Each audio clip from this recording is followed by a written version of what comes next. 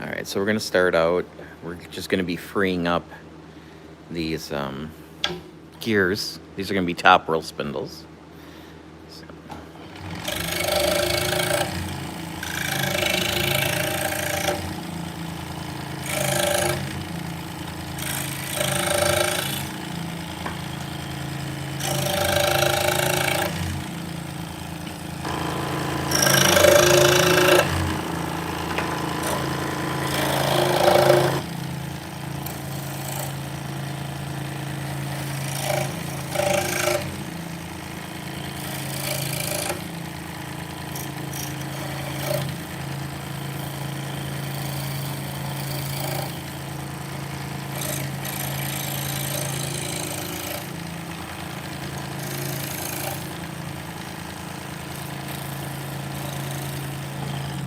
Yep, so this is 1/2-inch Baltic Birch plywood.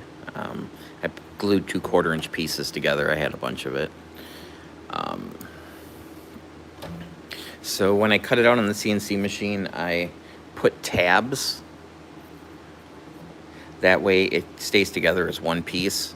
Otherwise, I would have to like tape the board down in order to keep it from popping off. So.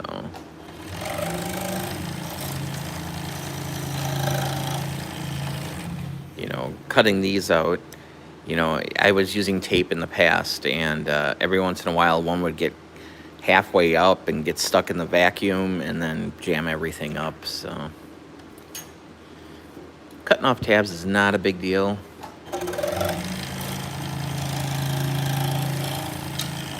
And these are going to get turned on the lathe anyway, so I'm really not concerned about the tear out.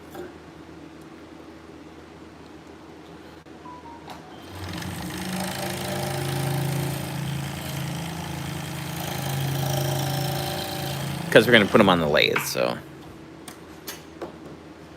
Now, I could take it and throw it in the drum sander just to get rid of that little bit of fuzziness.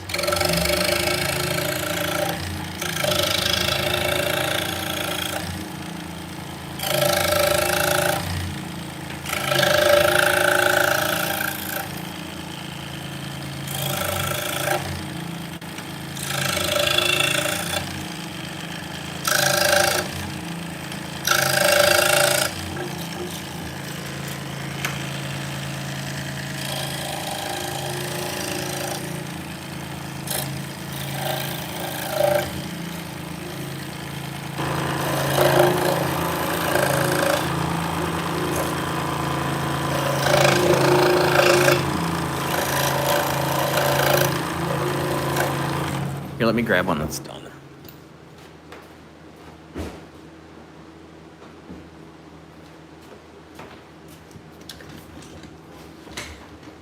So, this is what it's going to look like after it gets off the lathe. Vicky's here.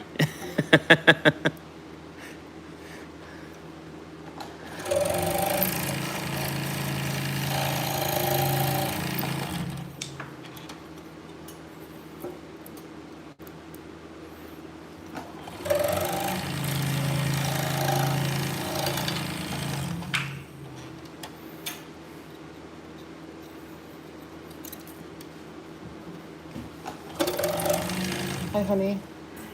I am streaming, just so you know. Thank you for taking the bins out of the car.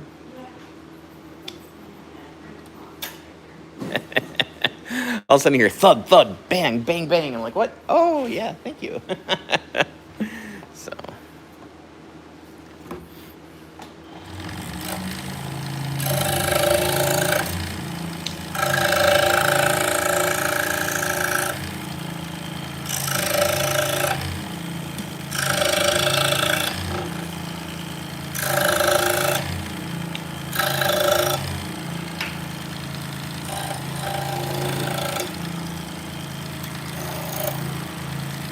And cutting off these tabs, I don't have to be real accurate with it because I'm going to be rounding them over on the lathe anyway. So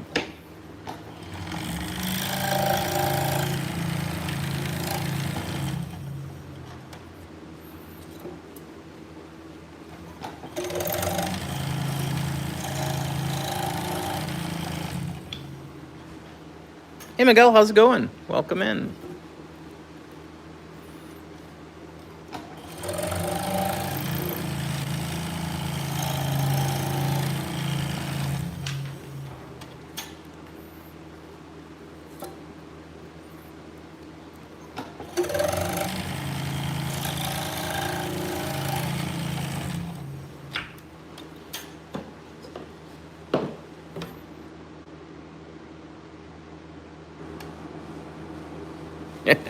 Well, I'm glad you like it. So, yeah, I'm using a down cut bit. So this is the bottom. So, it's boring down. So at least a nice surface on the top, but the bottom will be chewed up a little bit.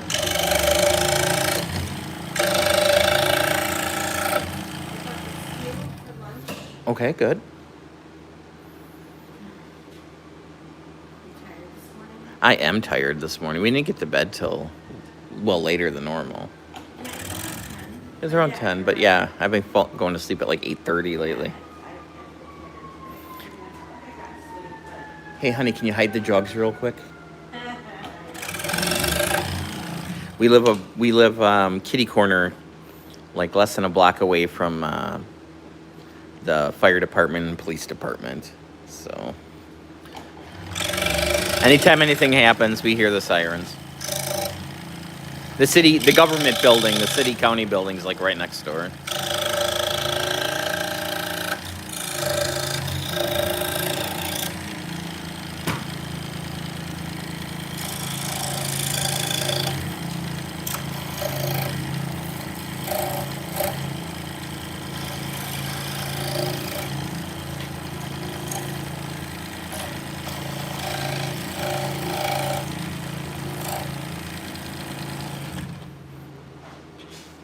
Hey T, how's it going? Welcome in. Yeah, so the CNC machine I have is a Shapeoko. I believe it's a 5 Pro. So it's a 2 foot by 4 foot bed.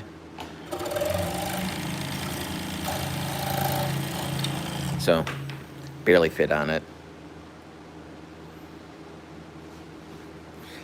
Does it get on my nerves to have the blade this close to my fingers? No. I've been scroll sawing since 1987.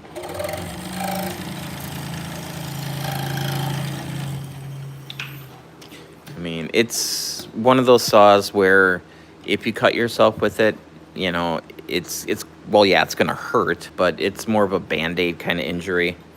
It's not like you would go to, get stitches or anything.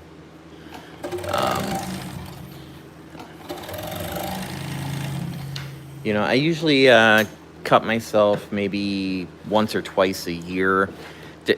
When it happens is usually the wood will have a flaw in it and it will split, and then where my hand was perfectly safe becomes not safe, or the blade will break and then start tattooing me. So.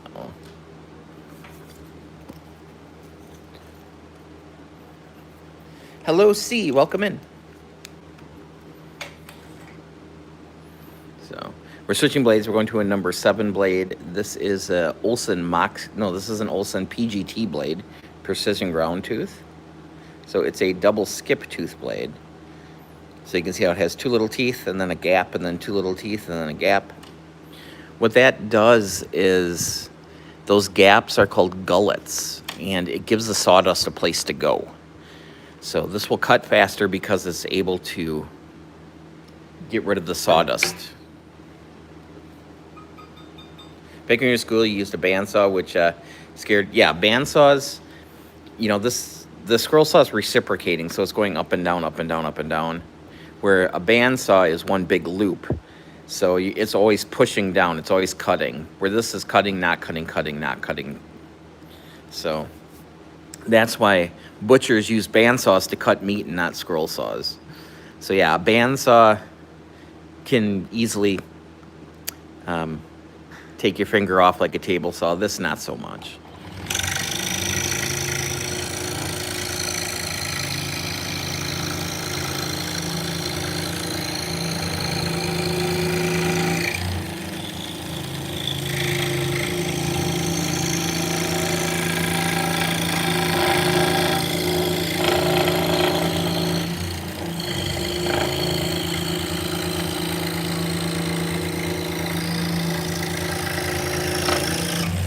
So we're cutting a 5/8 inch cherry. You can see the light bouncing off this. You can see how nice of a finish we're getting right off the saw. So everything gets sanded, but it's really nice to start with something this smooth.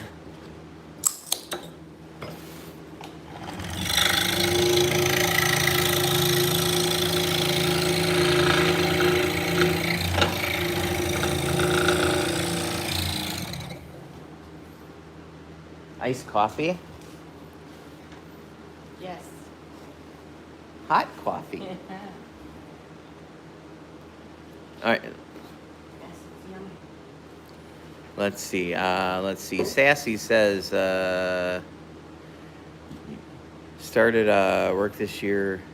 You work at a timber framing and trussing plant, so you work with saws and grinders a lot. Coming home every day, at least one cut on your fingers. Yeah, I hear ya.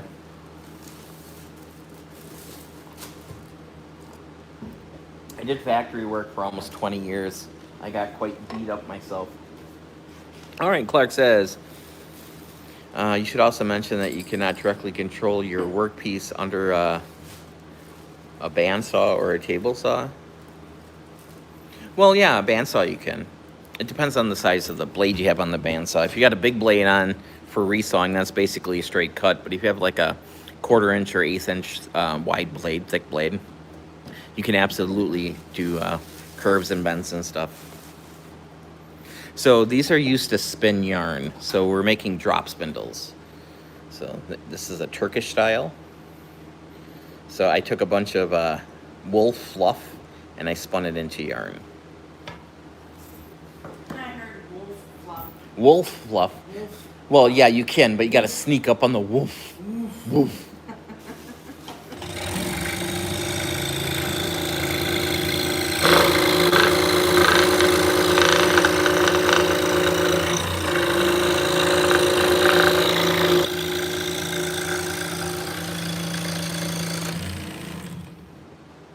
Let's see. Don't get me wrong, I love working there, but you're injury prone and you work. You're off work for a month because you got crushed by. Oh man. Hey, you lucked out if you got away with nothing but a pinched nerve, man. You lucked out.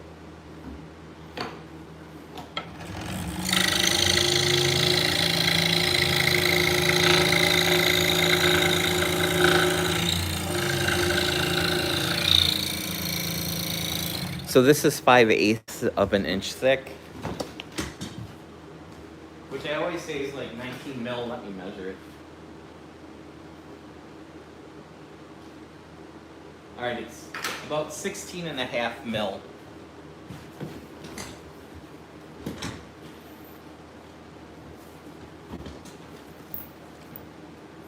Hello, B. Welcome in. Yeah, count that as a win.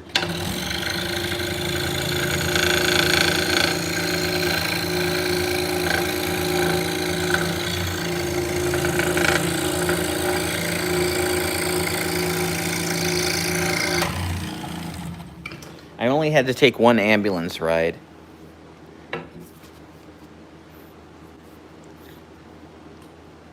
Yep.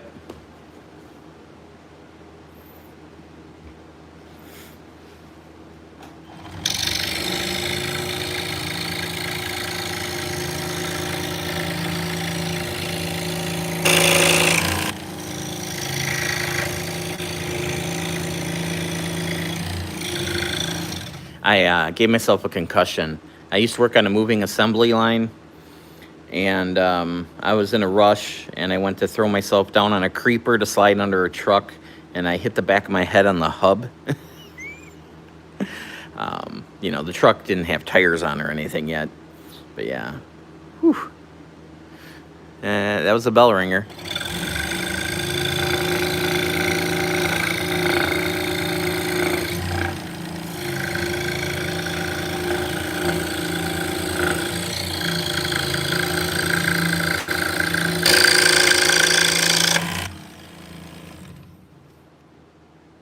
Hello, Stannis. How's it going? Welcome in.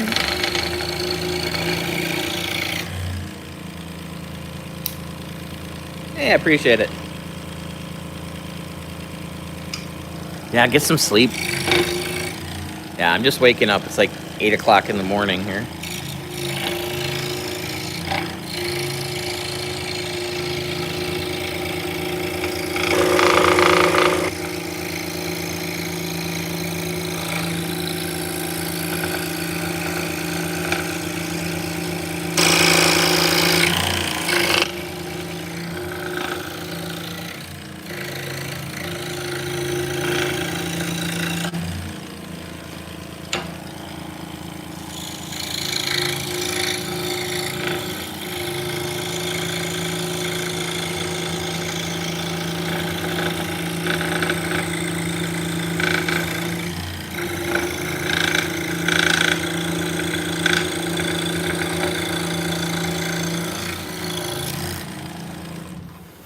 I think I strolled into the shop at around 6 o'clock this morning. I walk to work most days. It's just about 3/4 of a mile, so it's not too bad. And then my girlfriend will bring the van, so we have our vehicle here.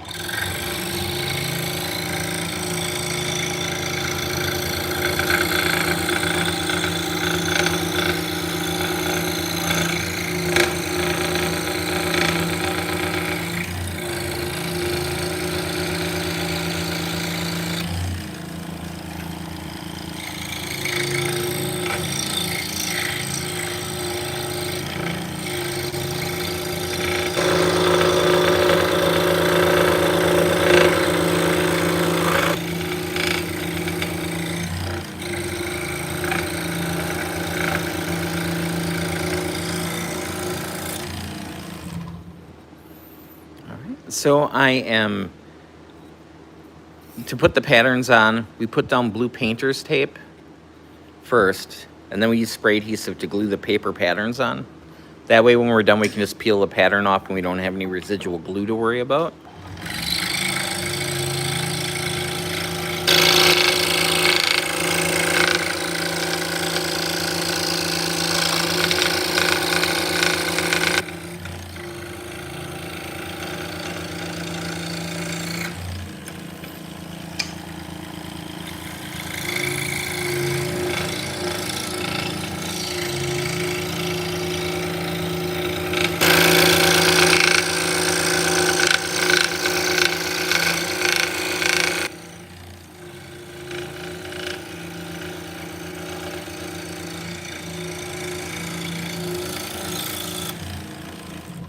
So this is cherry, but it's pretty dense. This is pretty hard cherry.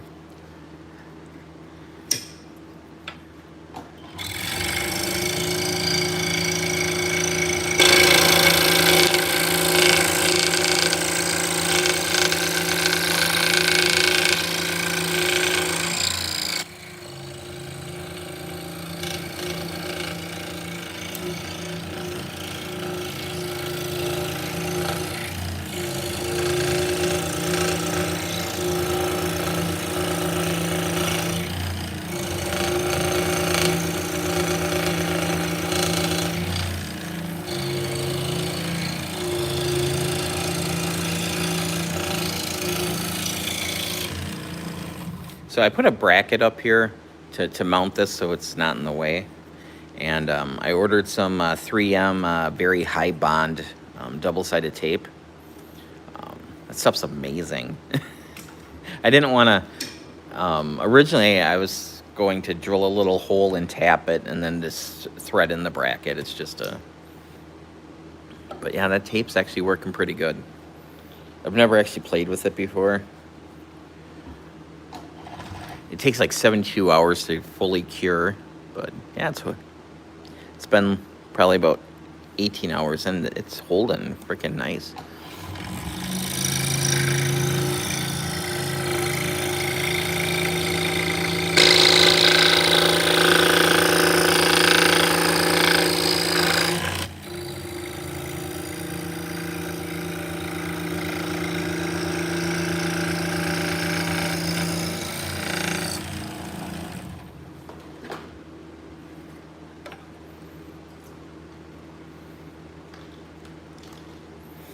so I am going to just double check my lines here. I believe I'm probably going to have to make this one just a little bit taller.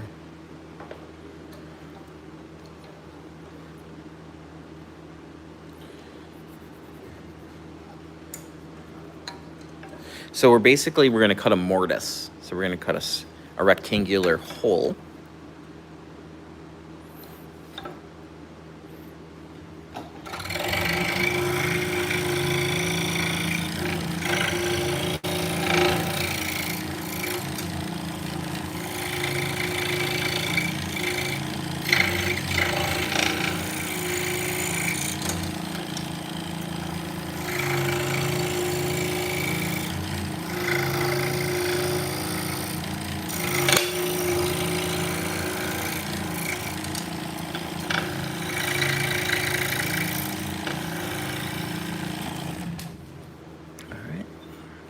Then we'll take the middle arm that we just cut out, do a test fit, and take a little bit more off the top.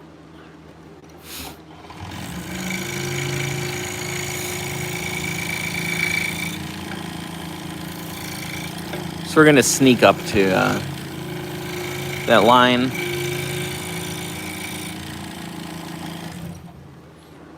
So right now we're in the middle of summer here. It is very humid. So I can pretty confidently say that, this is swelled up as big as it's going to be. So in the wintertime, I leave a little bit more of a gap because wood changes sizes. It absorbs moisture.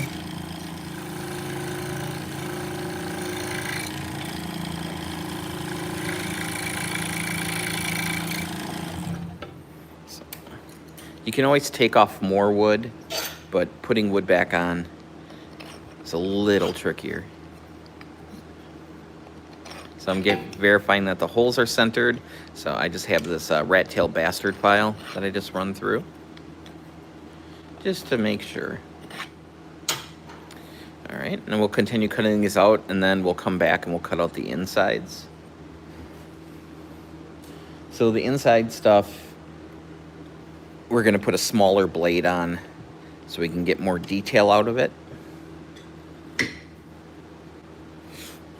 So the difference is, using a really sharp pencil compared to a Sharpie marker or a big fat crayon.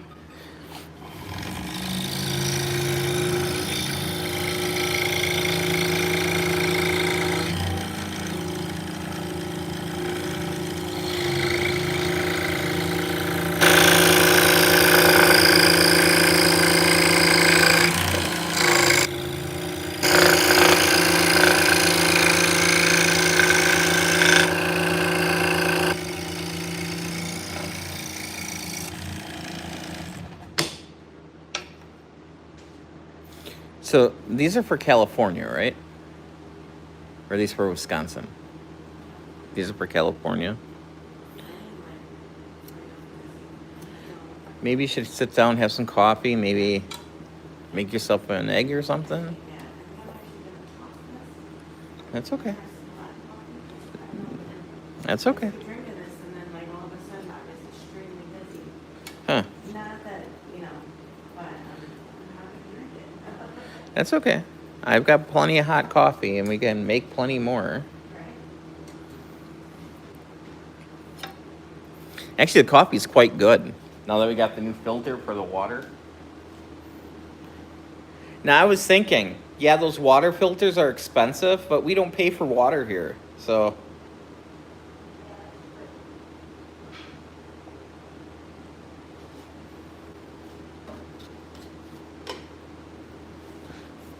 all right.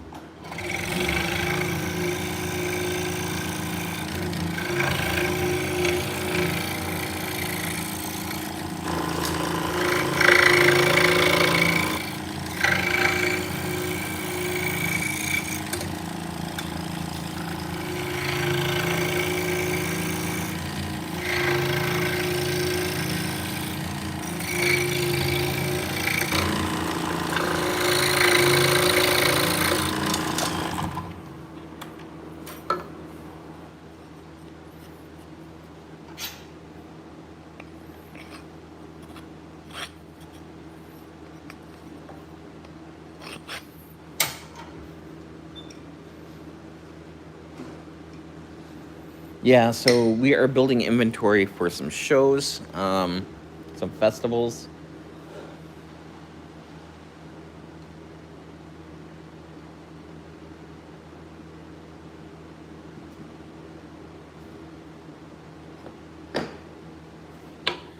So our next show will be Wisconsin Sheep and Wool. That's in September. And then we're going to be we're in Wisconsin, so it's kind of our hometown show. And then we'll be going to Dixon, California for Lambstown, which I believe is in early October,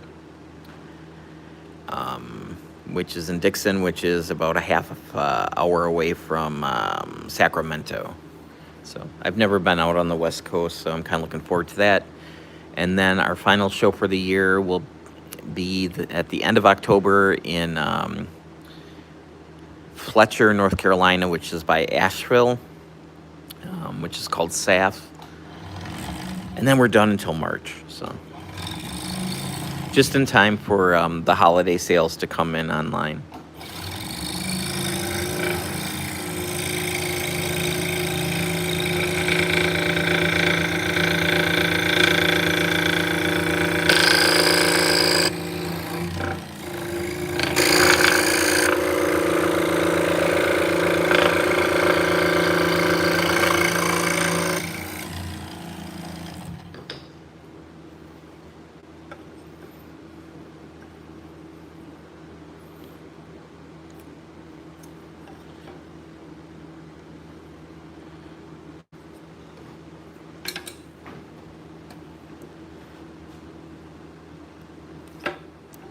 You want an egg? I would love an egg.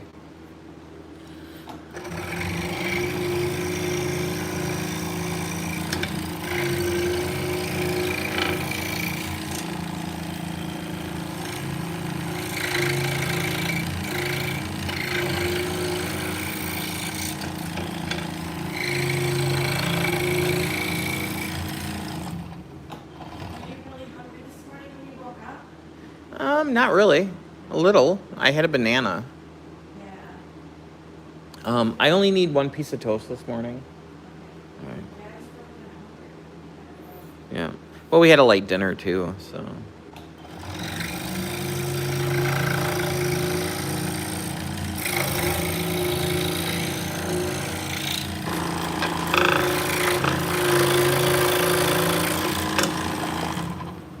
So when you start getting old and you start talking about food quite a bit, there's nothing else to talk about, you know?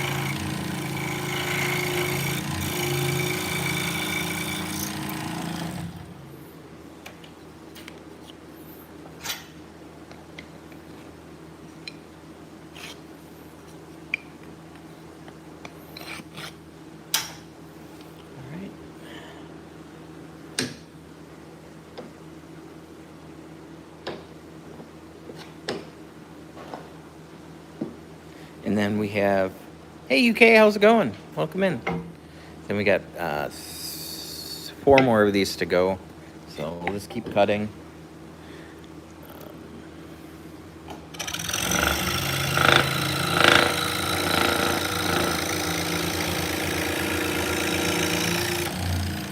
And then we'll come back and we'll cut all the critters out on the inside.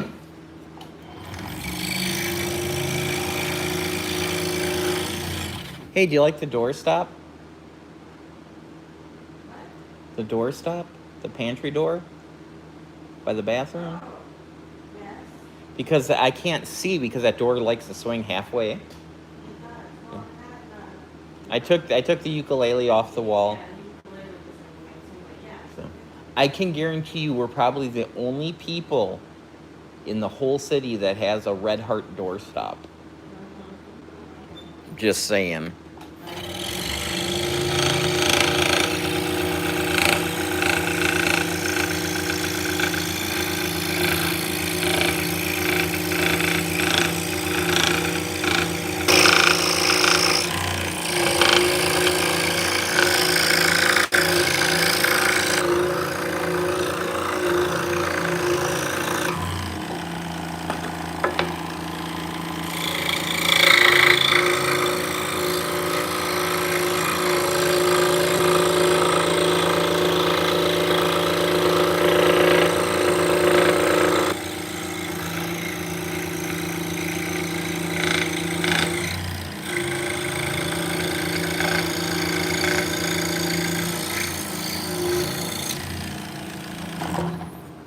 Peel the pattern off.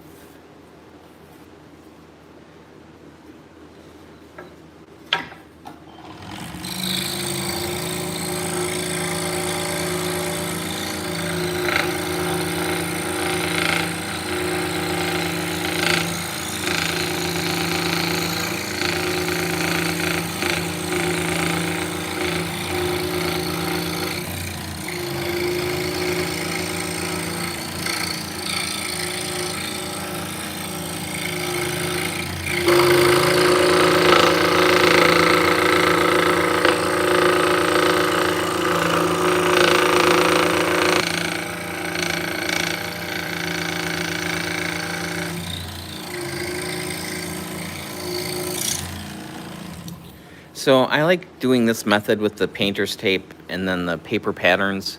You know, you could take, you could trace something. You could have a template and trace it and trace it. I like doing it this way because it doesn't matter what the wood type is. I have very high contrast and I can see where to cut. Now, if I was just using a pencil and tracing it, if it was a dark piece of wood, the pencil might not, be very visible. So that kind of takes that out of the equation.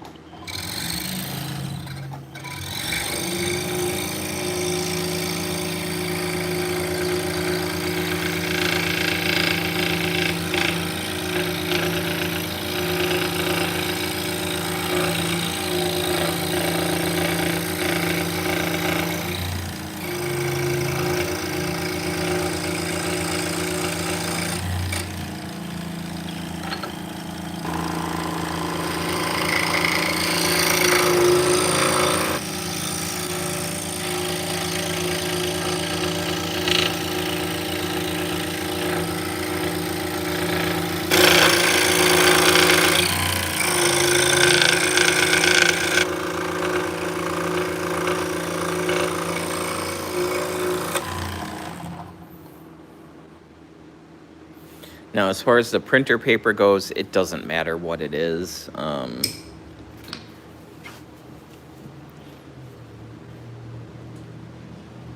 Like, it doesn't have to be new paper.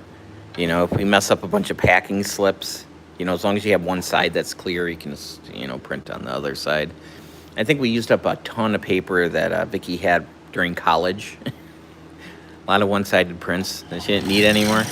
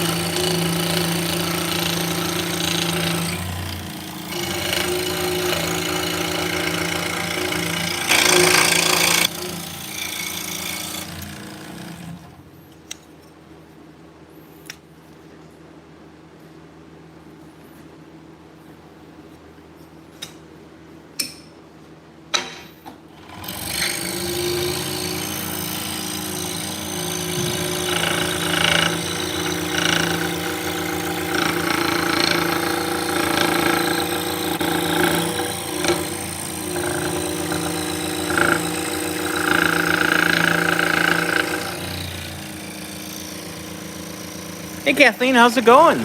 Welcome in.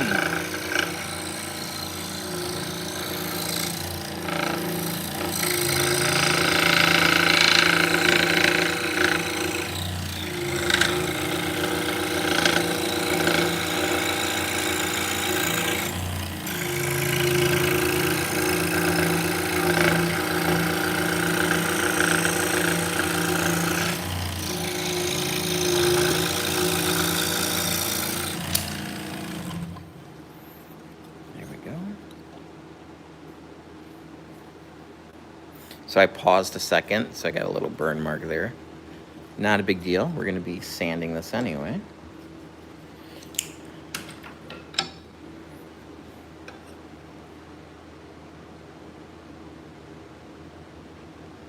You ordered the saws I use? Nice.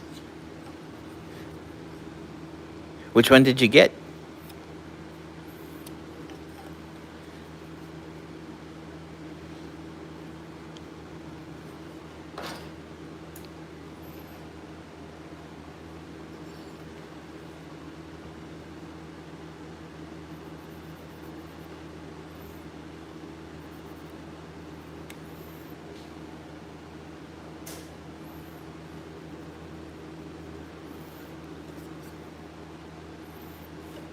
They are a lot of fun. Your egg is done. Thank you. Don't you toast?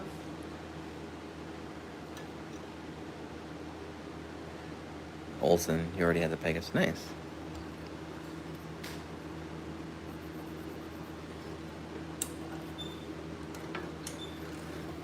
We cut this mortise out real quick.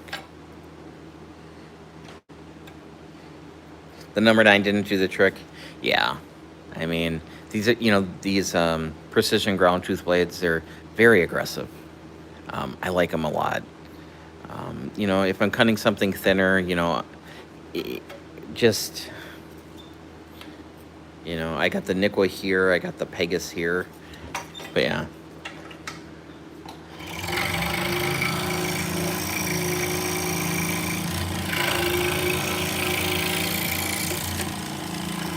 Definitely a difference.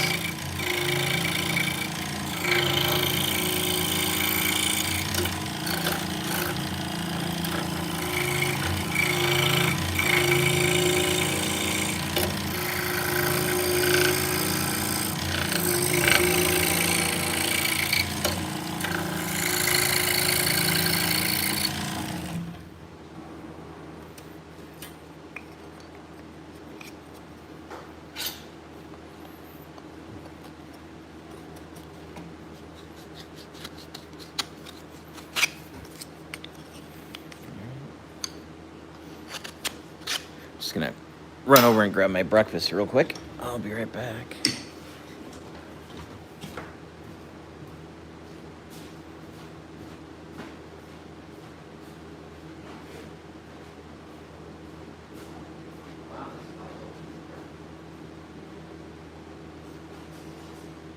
want to do this stuff?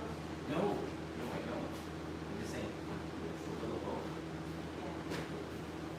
Yeah. Yeah, I don't know, it's like, it was like squished down.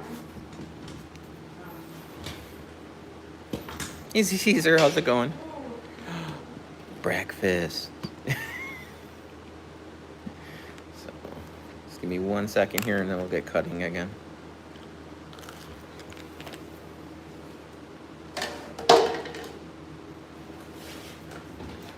All right.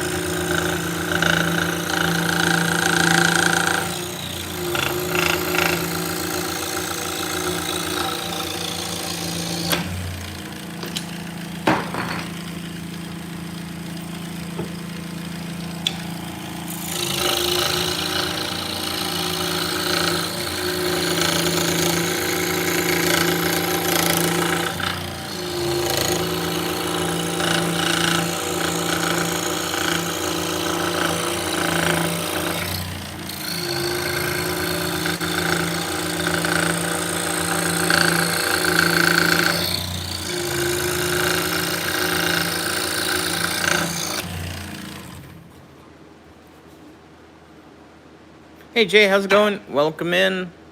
Yeah, so these are a different spindle on the bottom. So, be able to get two out of the same thickness of wood. It's always a good thing.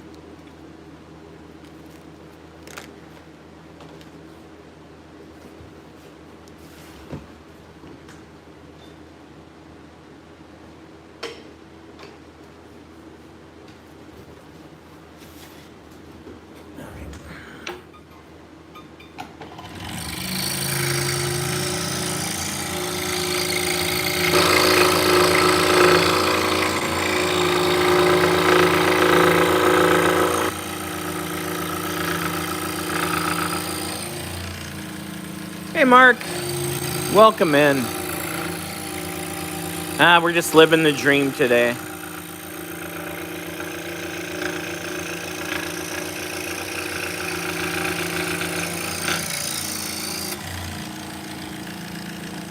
So we did packaging yesterday. Today we just get to hang out in the shop.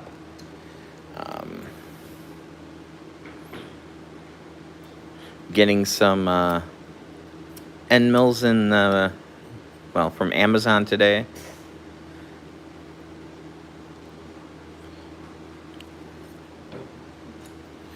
So that'll be good. And then I'll probably be running the CNC machine most of the day today. So I don't live stream when the CNC machine's running. It's just too loud. Ooh, the roof guy's coming to look at the roof today. We rent, so I really don't care. As long as it gets fixed, I don't care. So hopefully they'll figure out what they're going to be doing.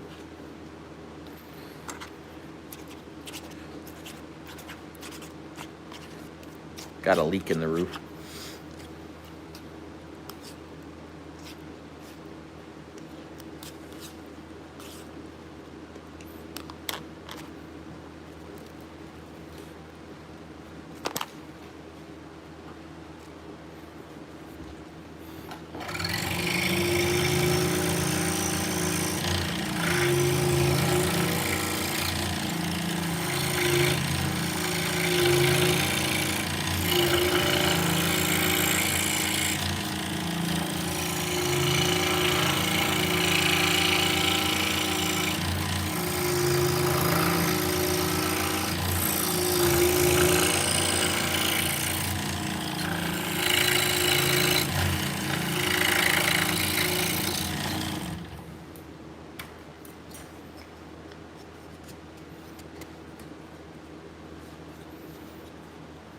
Hey, Surrender, how's it going? You used to run CNC machines?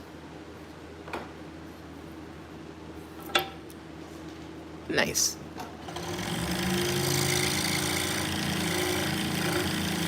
Yeah, I just have a little one. It's nothing,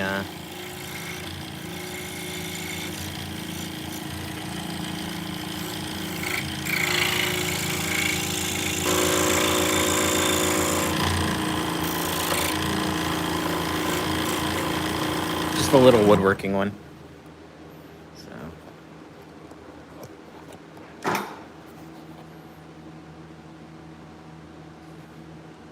So it's just a little 2-foot by 4-foot one. But it does have a spindle on it, so I don't have to listen to a router running all the time. As fun as listening to a router all the time is, you know?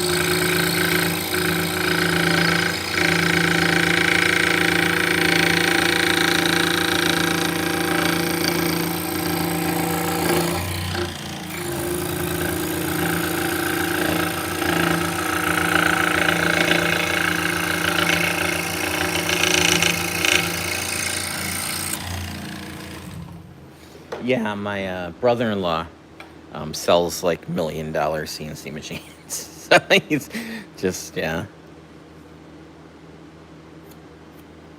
To him, it's like a unicycle compared to, you know, a motorcycle. But for the little woodworking I do, it's perfect. So, yeah, I've been cutting these out.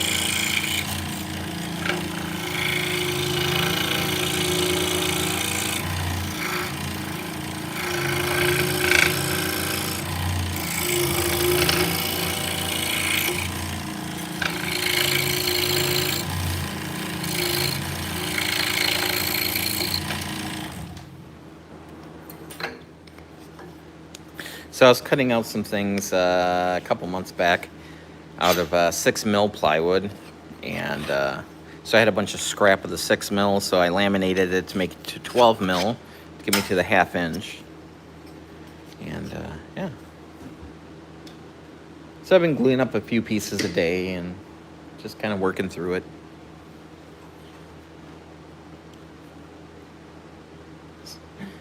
Just grabbing a bite of breakfast here, guys.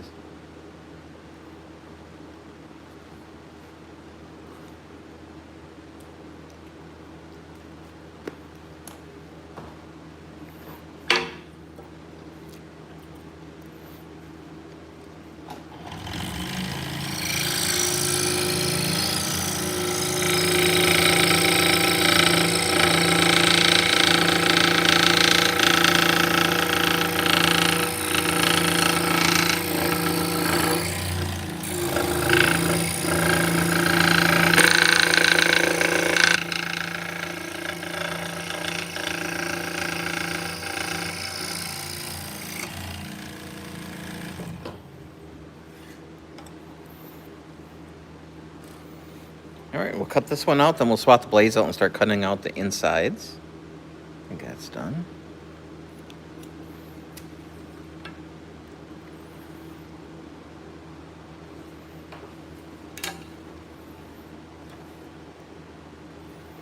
Yeah, this cherry's just gorgeous.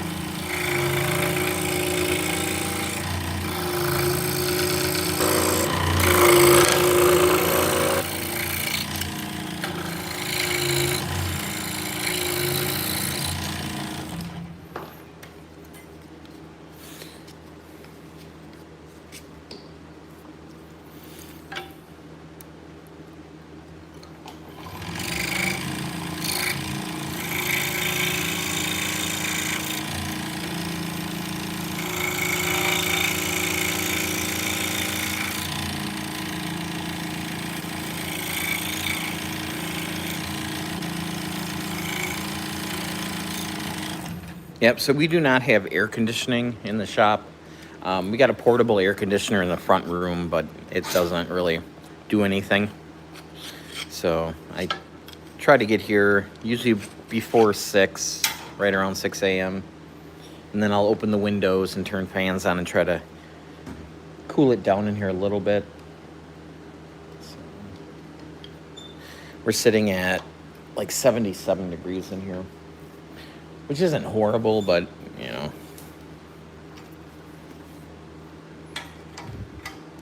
It's a little warmer than I'd like.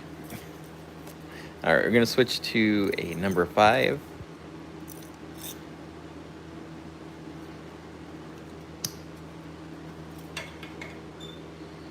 We might go down to a number 3 depending on how these first cuts go.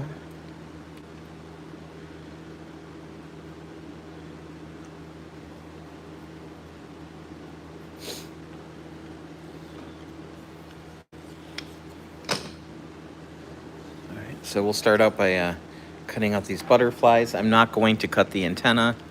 It just makes a pinch point.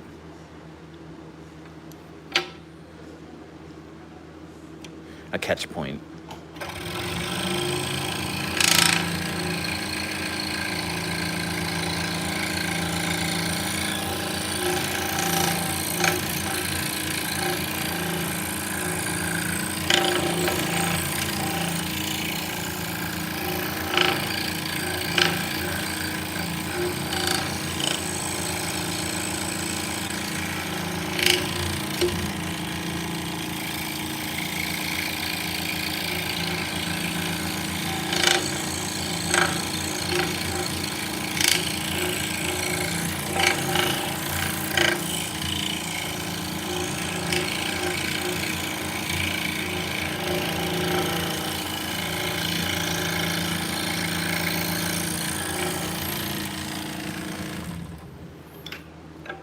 Go.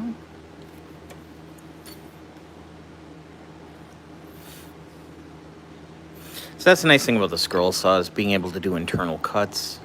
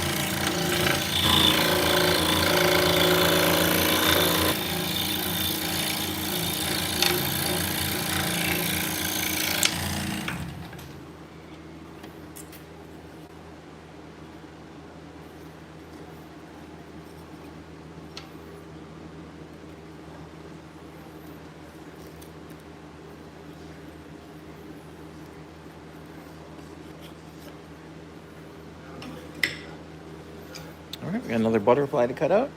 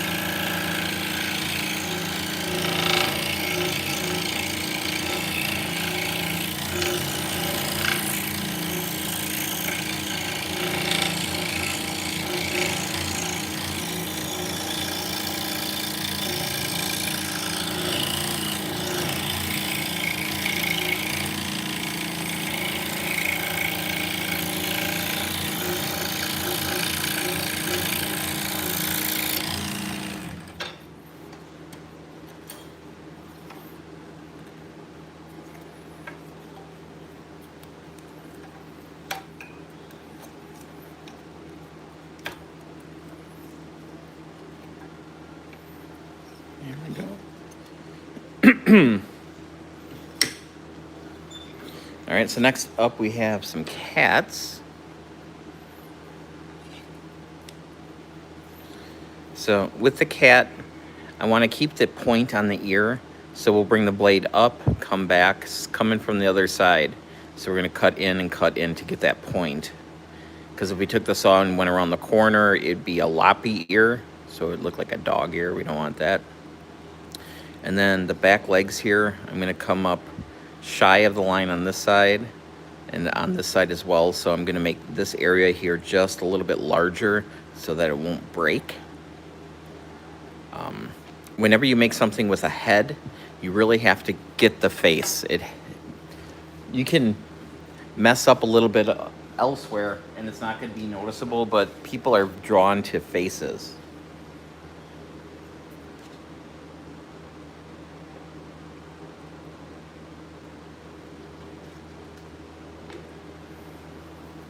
I used to make ones with bottlenose dolphins on, and if you did not get that nose right, it just it was very, very obvious. So let's zoom in here.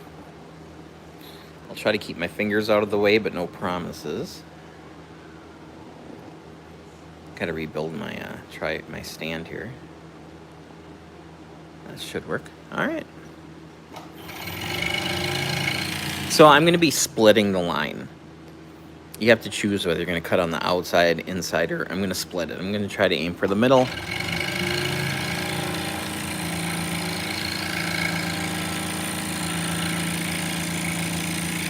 Come back.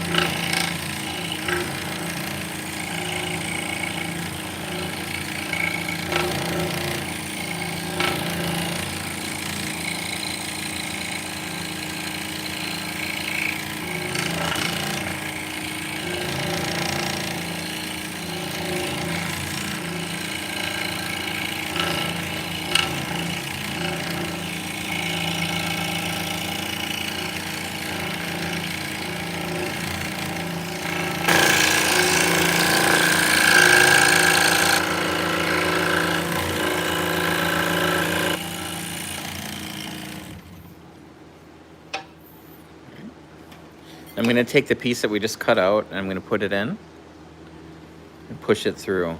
So since it went all the way through without an issue, we are cutting square. Now it's really easy. Once the blades get smaller, it's really easy to kind of torque the blade, put pressure on it, and then you'll start cutting conically. You'll start cutting at an angle, which you really don't want in this situation. Now, if this was going to be glued to something and you wouldn't see the backside, if it was a little angled, it wouldn't be a big deal. But for this application, you're going to see both sides of it. So.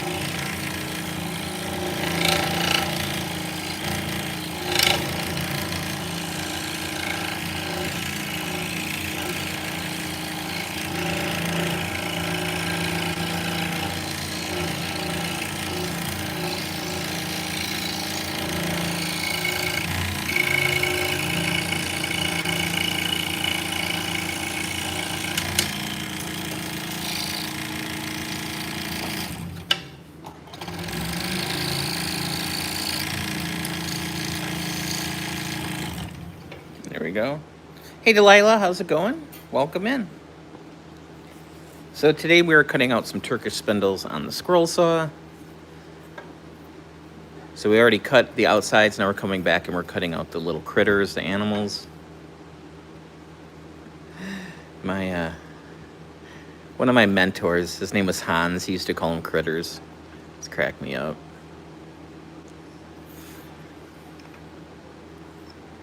Good man.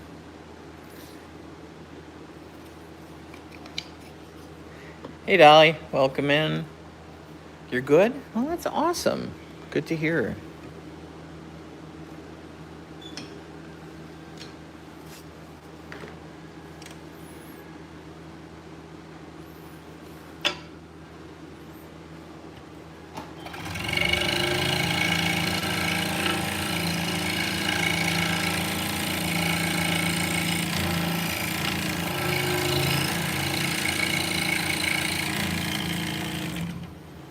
Oh, my day's going very well, thanks, Dolly. Yeah,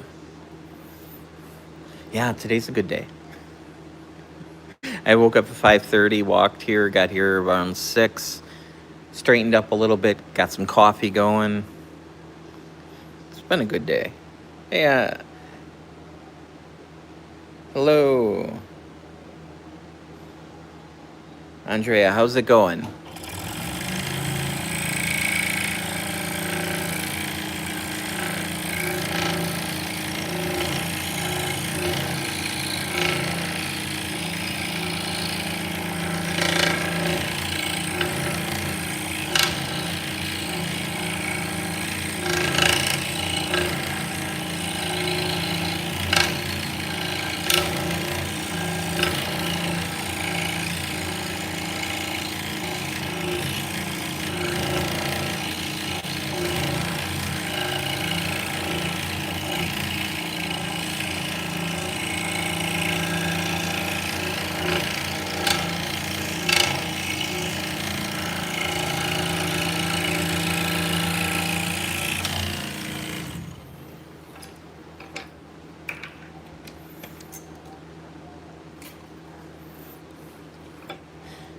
Yeah, there's something about, you know, just cutting stuff out.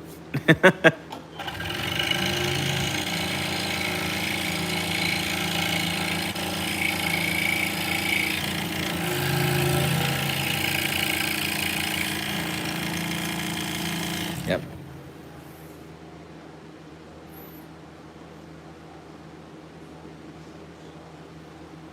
Thank you, 61. Yeah, I've been using a scroll saw since about 1987.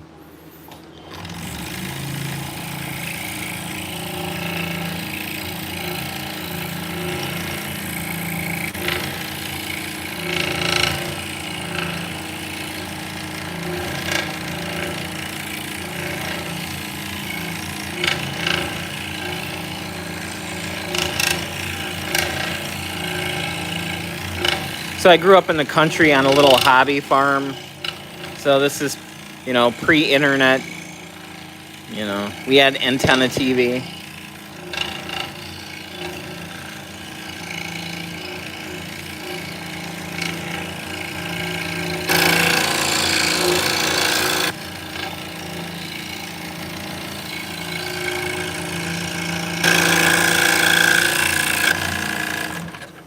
So we are making drop spindles. These are Turkish style. They're used to spin yarn.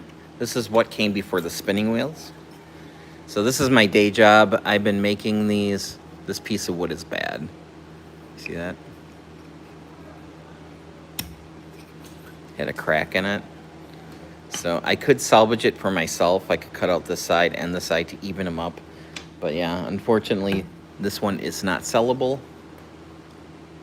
So I'll throw that on the layout bench so we can lay out another one.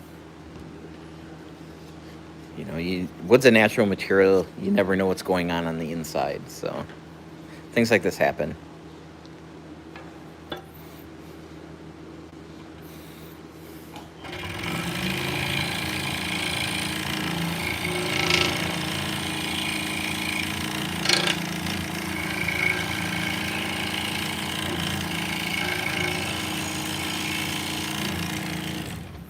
So now we are cutting out some F-holes.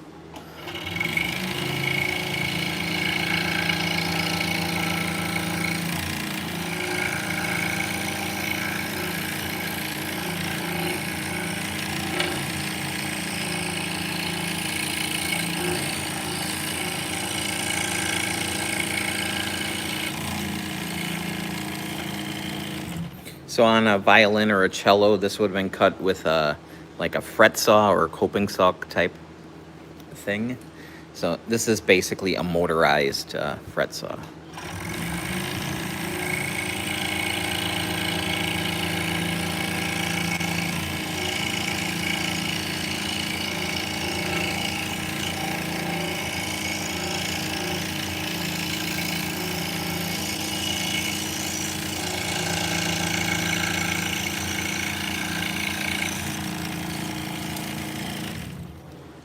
So I actually bought a coping saw that actually can adjust to actually fit these blades. So I can use my scroll saw blades in my fret saw, which I don't use a whole heck of a lot. But like if I'm making a yarn bowl and I need to cut the J in there, that's a great example of why I would use that, because I wouldn't want to put a big bowl in here and try to maneuver it.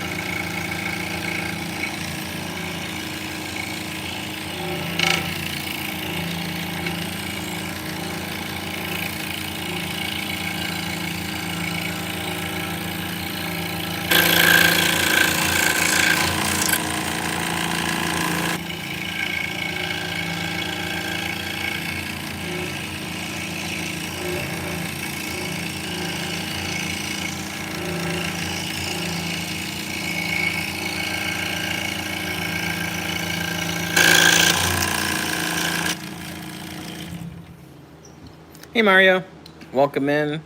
Hello M, welcome in as well. Sorry, I'm not up on my Cyrillic.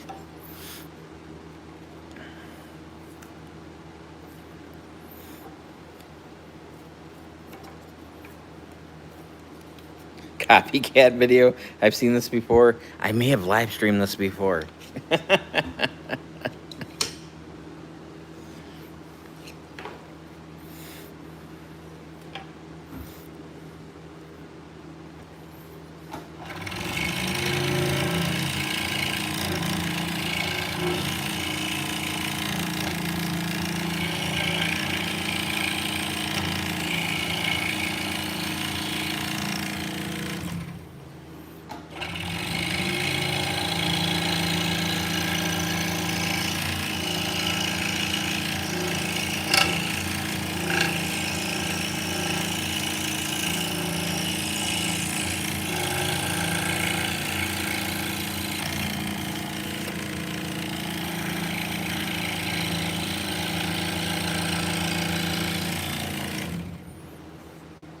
Instead of violin bridge, it would make sense if it was. We're making Turkish spindles for spinning yarn.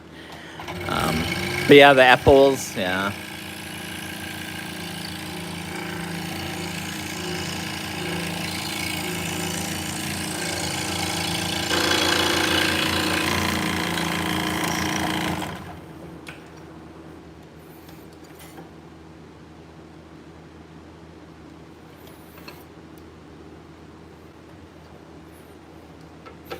Hello, welcome in.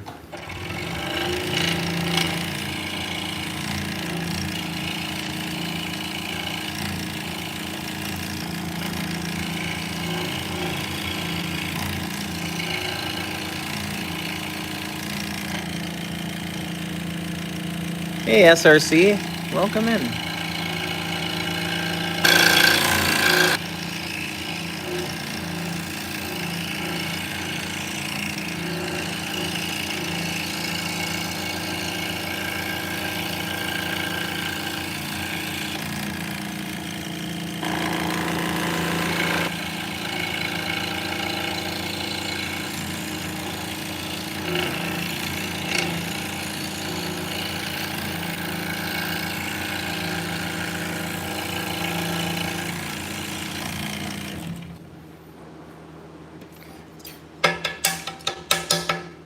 Nope, it just has F-holes in it. It's for spinning yarn. There we go. So this is an example of one. So it's got a long shaft that goes through it. And then these are the arms that we're cutting out right now. Different style, but yeah.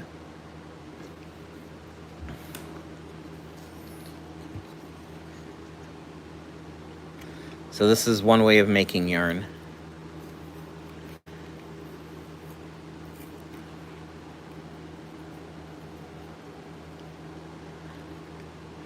Oh yeah, you don't see F-holes in much besides guitars. All right, we're gonna take the number 5 blade off. We're gonna put a number 3 blade on, so we're going smaller than this. And then we have a couple camelids to cut out.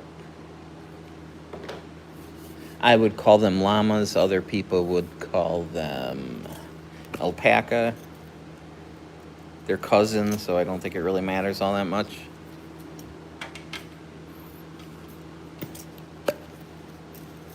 Yeah.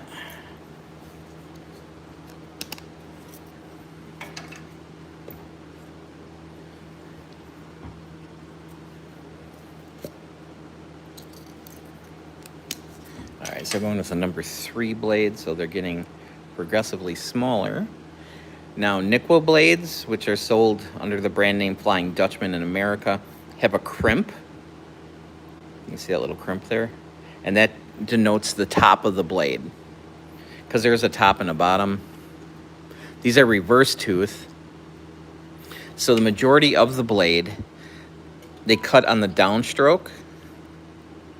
And then the bottom of the blade, there's like a 1/2 inch or 3/4 of an inch that cuts on the upstroke. So a normal blade that just cuts on the downstroke is going to tear out the bottom, where having those reverse teeth keeps the bottom nice and clean.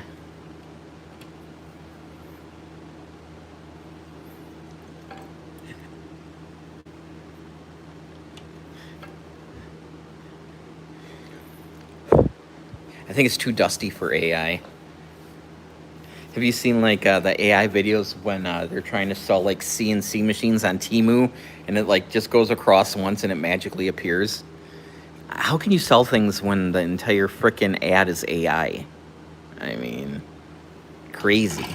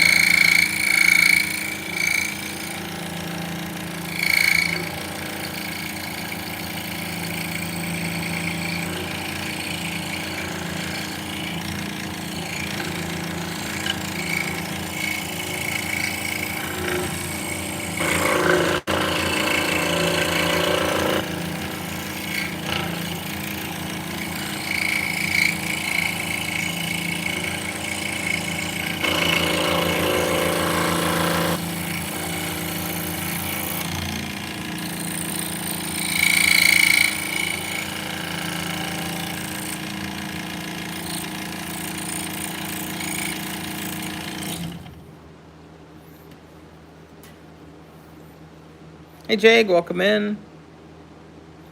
Llama.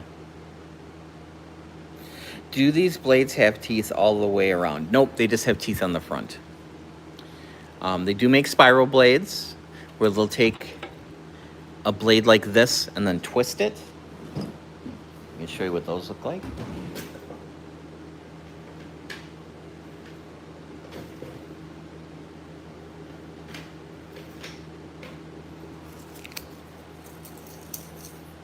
So this is a spiral blade. So these have teeth all the way around. They're not my favorite. They don't leave nearly as nice of a finish. Yeah. Yep. Now if you put a hat on it, the spiral blades let you cut in any direction, which will let you do things where if you're using like a large piece, You'd be able to cut up and down and left and right with it. Video where I made a sign that's like 4.5, 5 feet long on a saw this size. So, yeah, I feel like I get way more control out of a flat bag.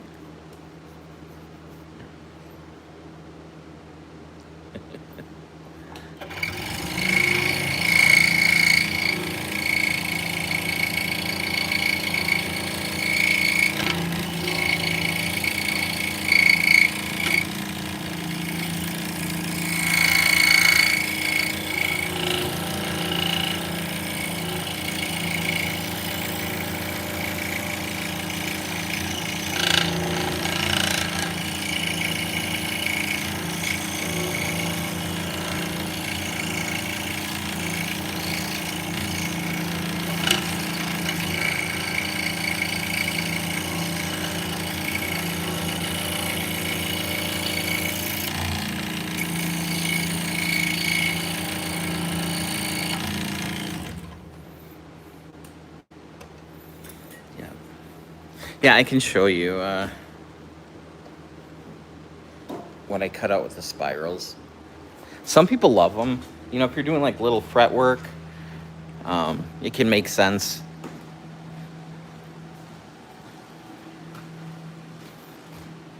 So,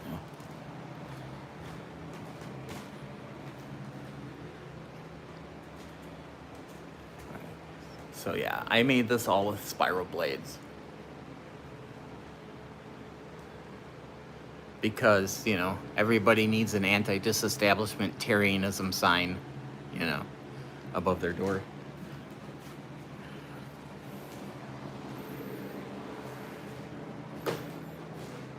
Hi, honey.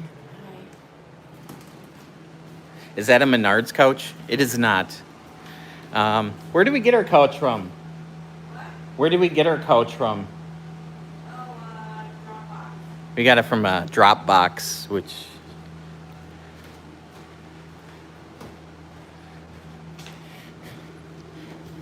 is a local business. Yeah, it's a nice couch. I'm gonna grab some coffee since I'm up.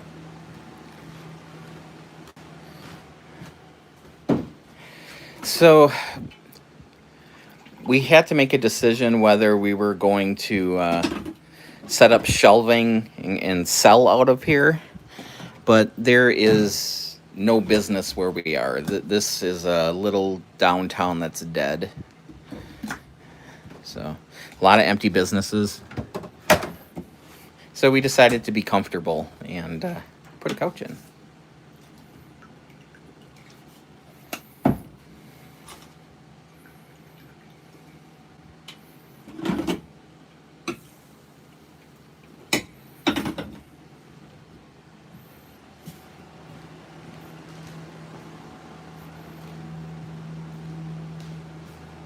Hello. I'm not going to know how to pronounce that. Rohit? Verma? Welcome in. We've got coffee, so it should be good.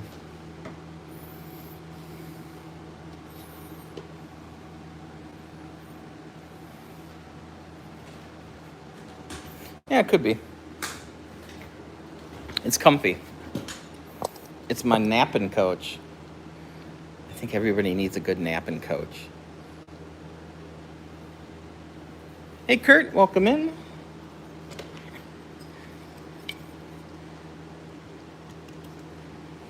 Let's get this pattern off. We got one more llama to cut out.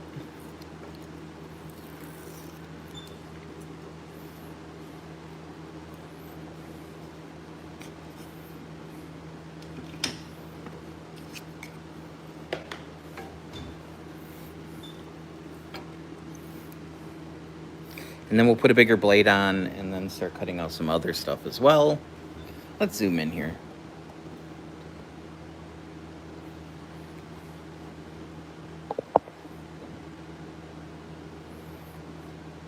Yes, this is my wireless charger.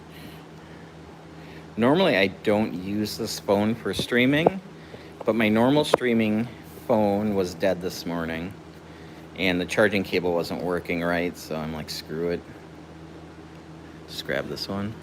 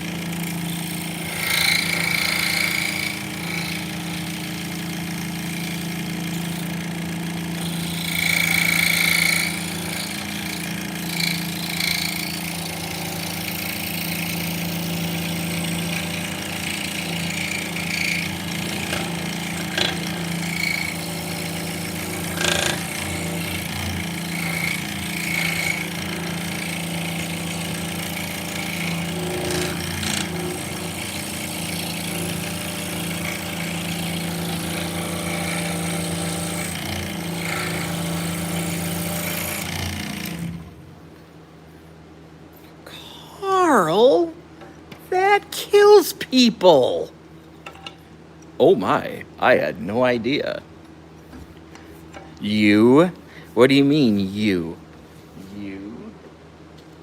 Huh, I thought you were a girl llama. Why? Well, mainly the hat. Well, if you excuse me, I've got some pictures I need to delete off my computer.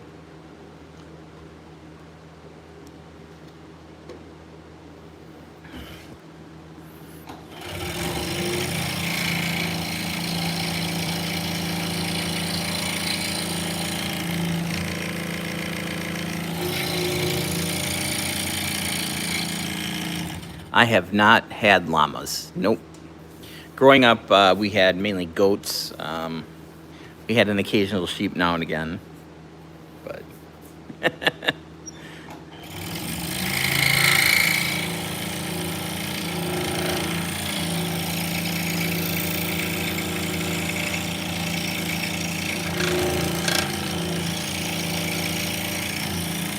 but I know people who have llamas and alpaca and sheep and.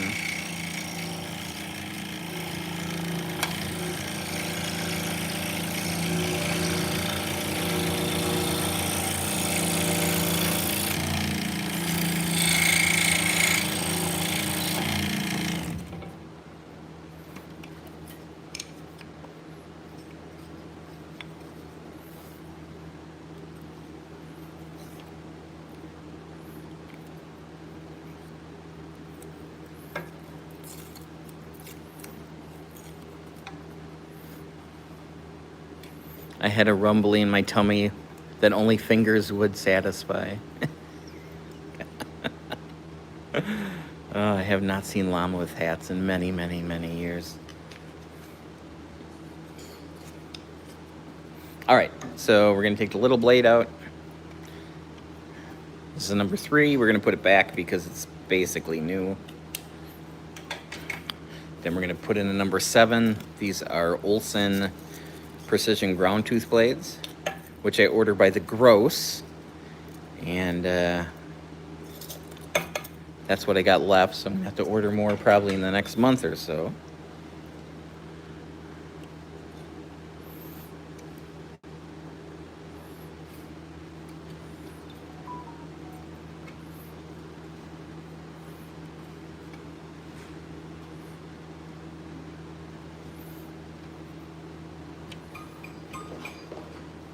All right, still cutting the cherry, 5/8 an inch thick, or just about 16, between 16 and 17 mil.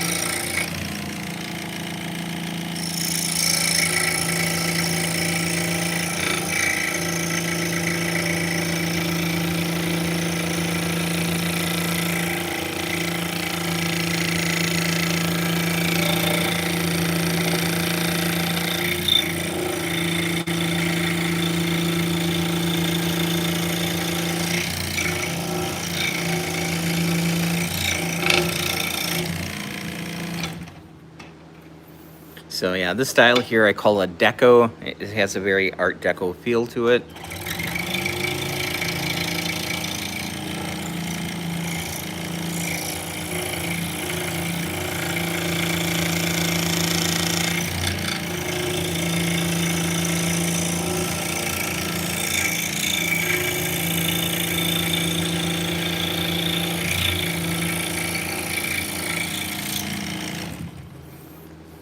If left to my own devices when I design things, I tend to have kind of a 1950s, 1960s kind of a sci-fi aesthetic to it.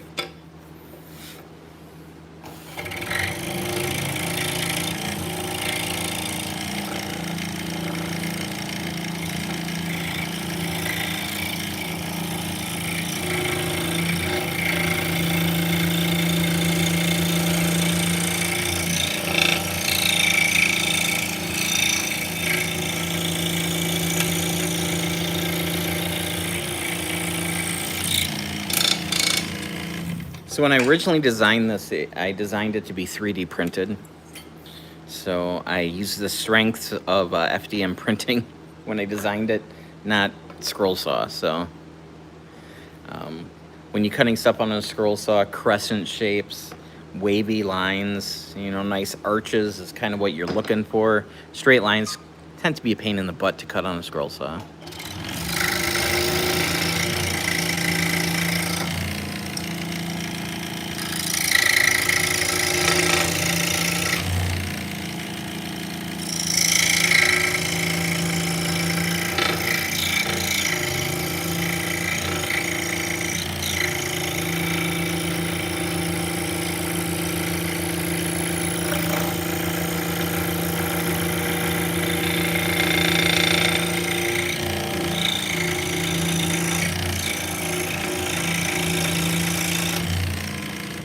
So I'm cutting as straight as I can, and then I will put it on a disc sander just to square everything up.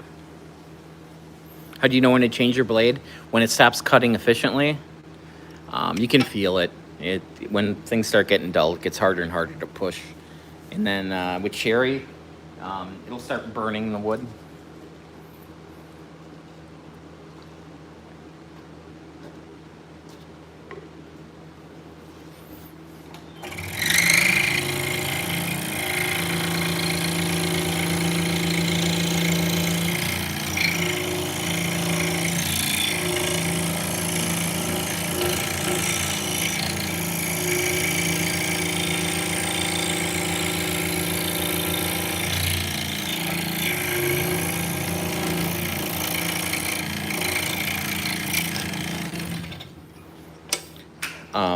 The rule of thumb is if you're cutting constantly, you should change your blade every 15 minutes. I don't do that. If I'm cutting cherry, I'll probably go an hour, hour and a half.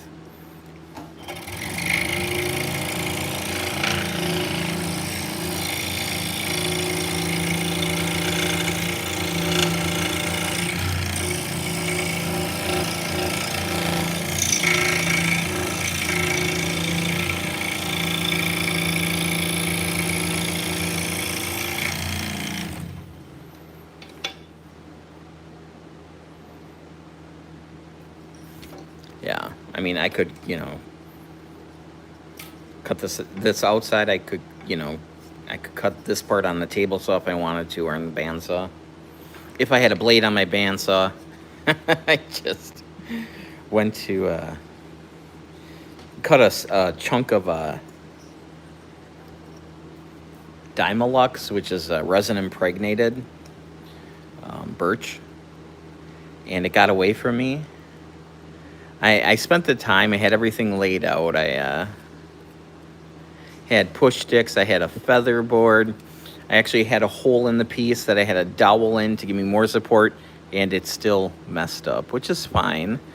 But yeah, I just killed a $40 blade, which isn't expensive for bandsaw blades, don't get me wrong, but it's like I've had that blade for like a week. Well, that's $40 out the window. Hello, Jose. How's it going?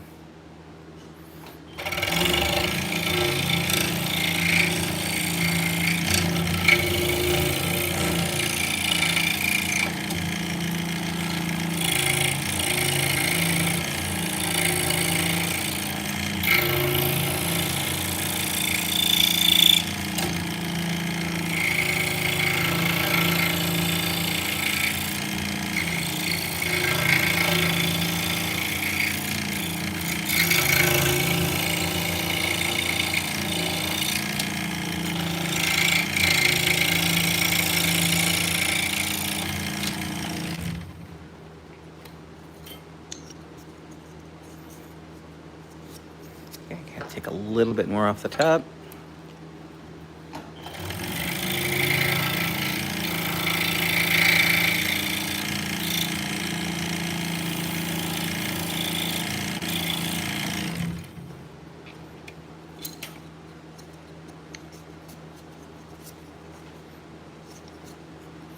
All right, I'm going to verify that the holes are centered.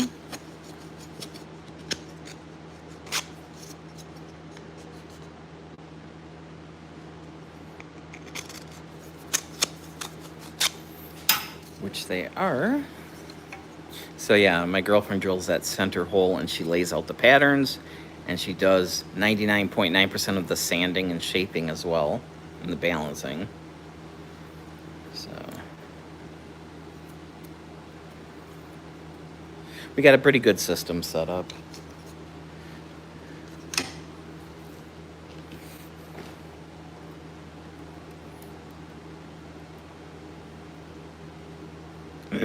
Hey, how's it going, bud? Oh, you missed it. I freed these up from their tabs this morning too. This blade just has teeth on the front.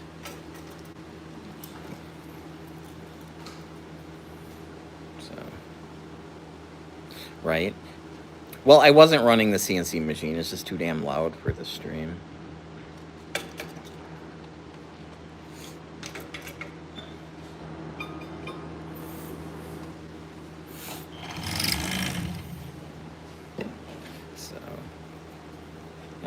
So you go from a solid piece to this, and then machine down to that.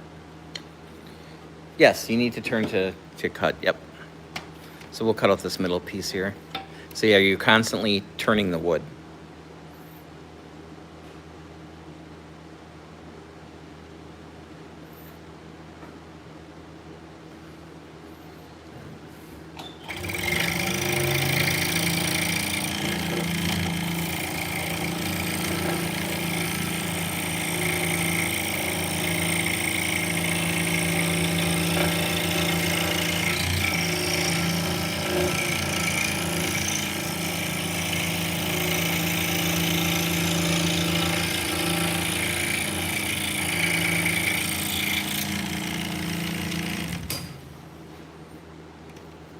It takes some practice, definitely.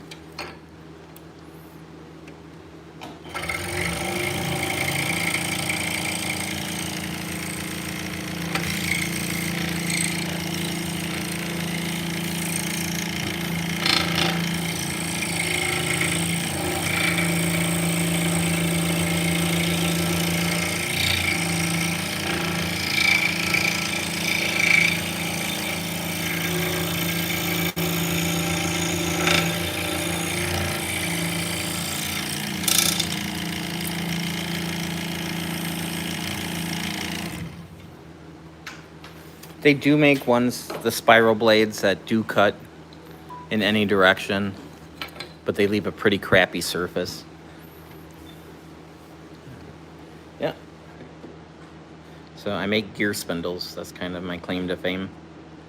So yeah, this is Baltic birch plywood. You know, it's not cheap plywood by any means. And the reason I make it out of plywood is these spin, and eventually they're going to get dropped. And if I was using a solid piece of wood and it dropped, it would split along the grain. So plywood, the grain is in opposite directions every layer. So you have a piece this way, piece this way, piece this way, piece this way. And that's what gives plywood its strength. Yeah, the Baltic birch, I get this from my local mill. You can find it, you know, on Amazon or whatever. The price of it varies considerably. Yeah, this comes from the Baltic, so this is all, you know, it comes from Russia. And the price fluctuates a lot depending on the winters as well. So it's not going to be used as a gear, it's going to be a spindle. Although they do mesh. I mean, you could make a wooden clock, I suppose, if you needed to. But yeah, it's just the shape. Now, depending on the winters, so the birch grows in like marshes. So if you don't have a really harsh winter, they can't get out there to cut the trees down, so the price will go up. You know, and with the whole Ukraine thing, you know, the prices are all over the place.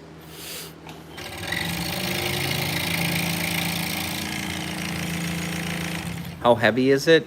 With the shaft, it's going to be probably 1.4, 1.5 ounces, so probably 30 some grams. 40 grams maybe.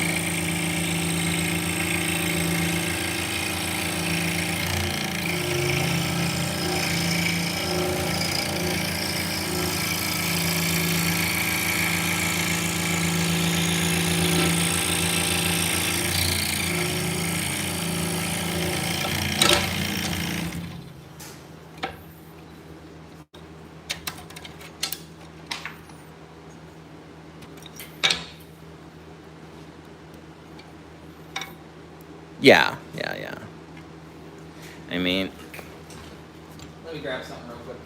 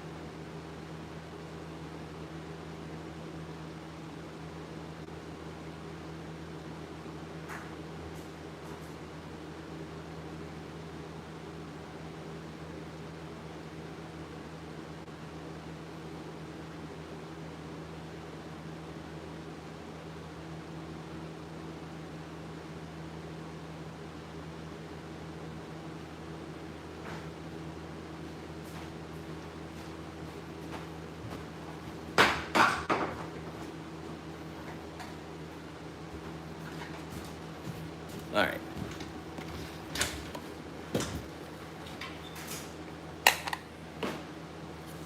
So if the grain is in different directions, is there no longer a danger of separation with humidity? Typically not. I'm not going to say that every piece is going to be 100% perfect, but the adhesive they use is pretty good. Yeah, they make books about making wooden clocks. I mean, I'm sure you could pretty easily find a pattern for one. All right, so move this over here. Don't be a turd. You're gonna be a turd. All right. Yep. All right, so the whirl itself is 1 ounce or 28 grams, 29 grams. With the shaft, 42 grams, 1.5 ounces. Yeah.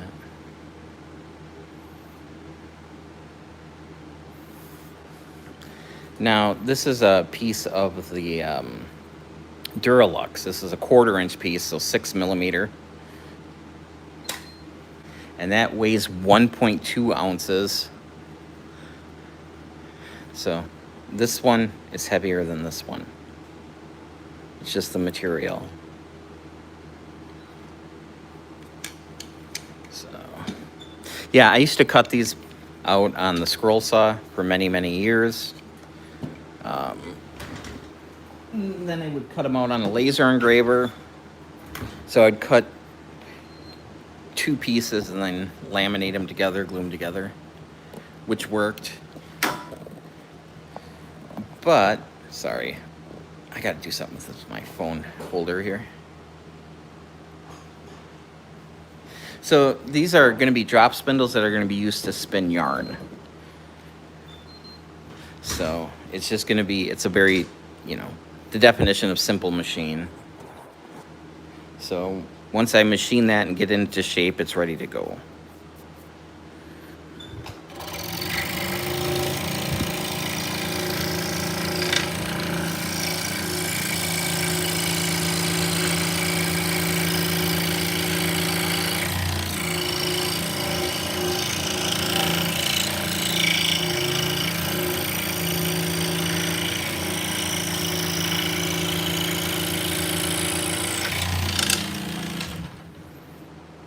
Oh, that's okay.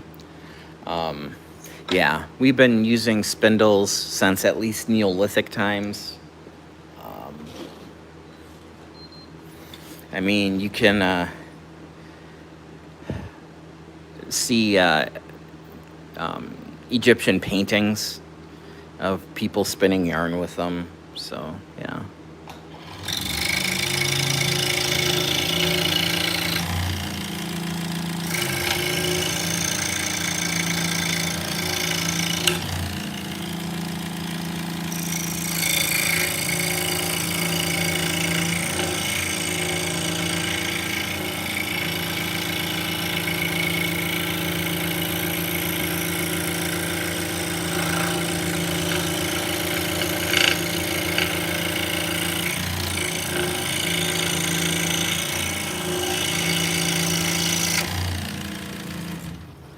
Do I give them a tinted finish?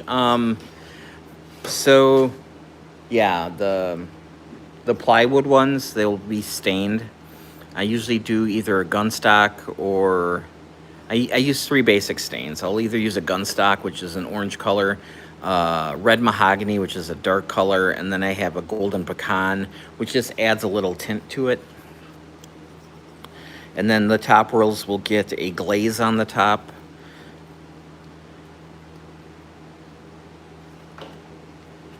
Oh, I'm not going to cut myself. I'm not worried about it. And if I do cut myself, it makes it a great stream. I mean, there's 170 people waiting for me to cut myself. It's like watching NASCAR. You watch it for the crashes, or so I've been told.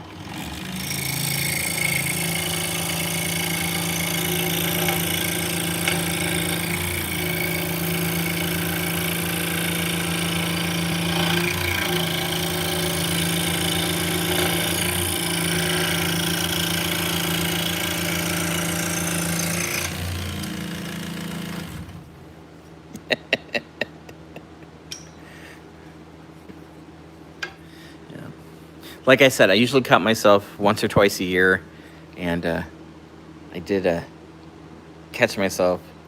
Was it last week?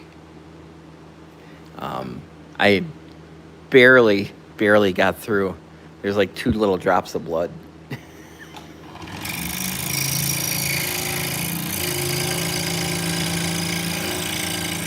But I did cut through, some of the dermis. That's for sure.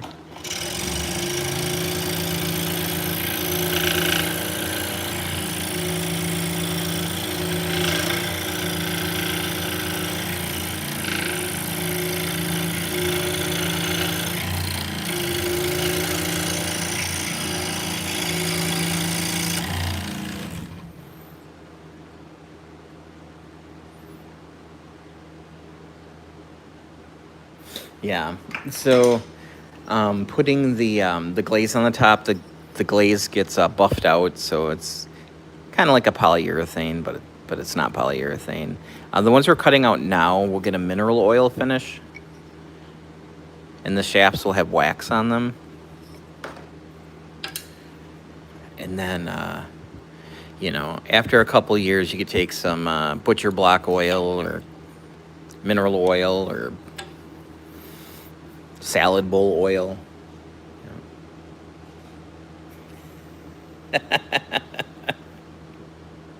Yeah. And then you can rehydrate it.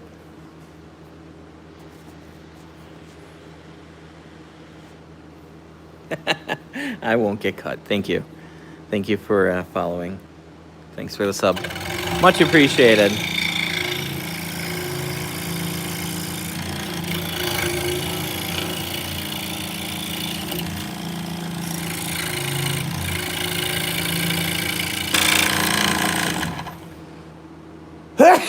Excuse me.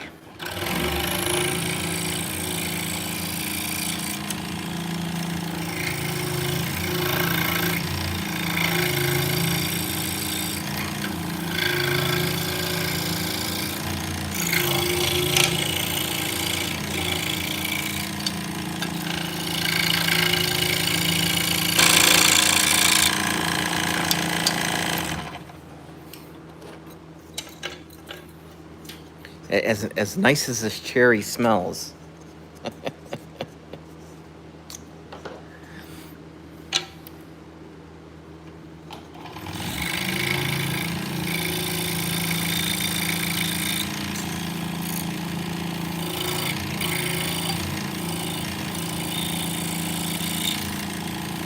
All right, I'm gonna move my fan over here to blow things over.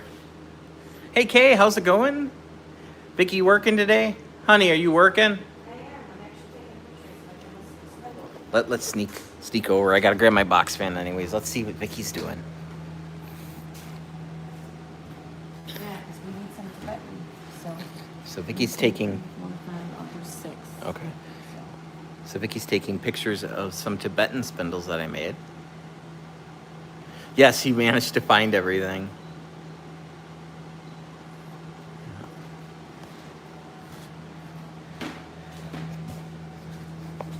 Yeah, I don't mind talking. Yeah, I mean, you guys keep me working. So yeah, the box fan I normally have, it was blowing some cold air in from the hallway. So that'll help blow the dust over. Yeah, I tend to stream. I stream kind of all over the place. Typically in the mornings.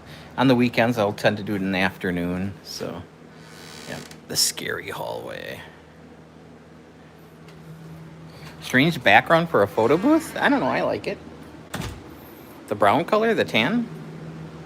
Well, it kind of fits with the whole kind of theme of the stores. It's neutral. Yeah, it's a very neutral color. This is why it's tan. Yeah. Yeah, definitely don't want anything busy or. Yeah, you wouldn't want to put like Drastic colors. a bunch of flowers in the background, that's for sure. Oh, just put those anywhere.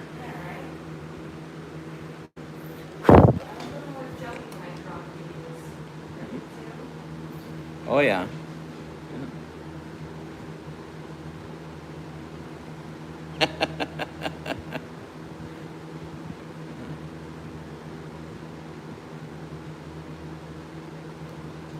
Oh, yeah. So,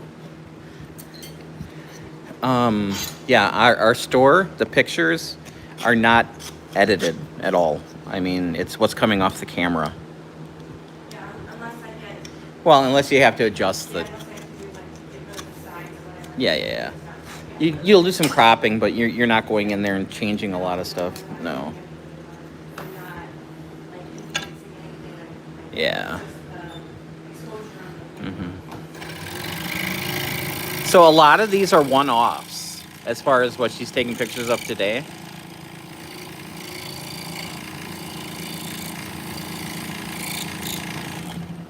So having to go through and individually edit each picture would just take forever.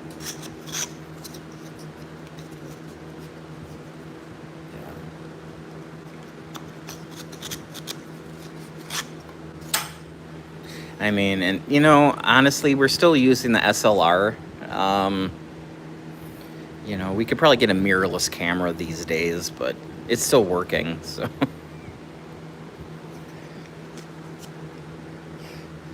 Yeah, well, you know, we got, as far as the lighting goes, we have that all set.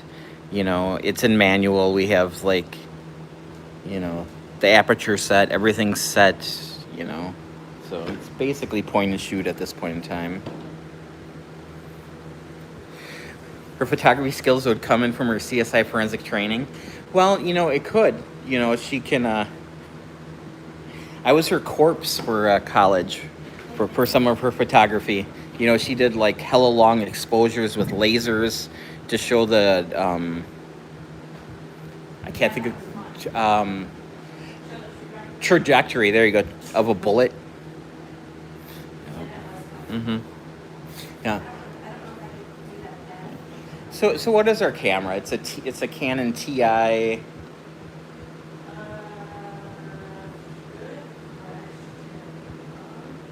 It'll be on the front of the camera, on the front on the right. Rebel T6, yeah.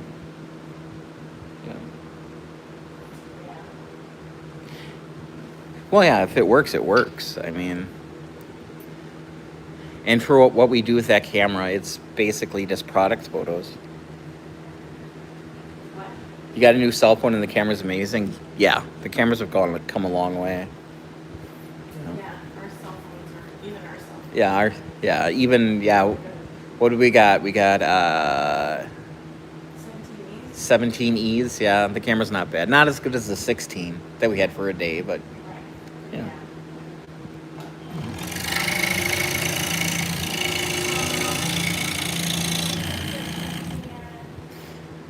Yeah, the good thing about the kitty cat is I had it entirely cut out before I saw that it was cracked. So What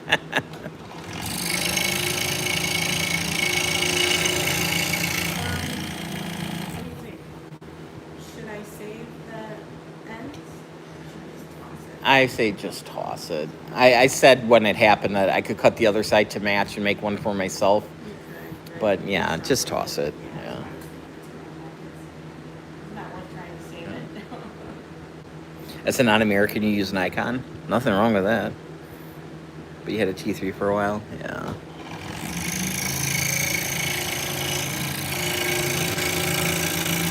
It was more of an availability thing for me.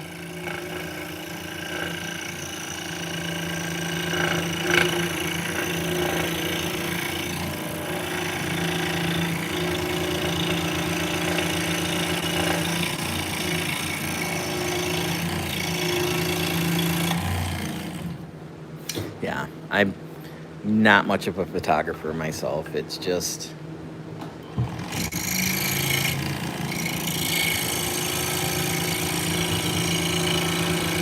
I needed something to take pictures for Etsy.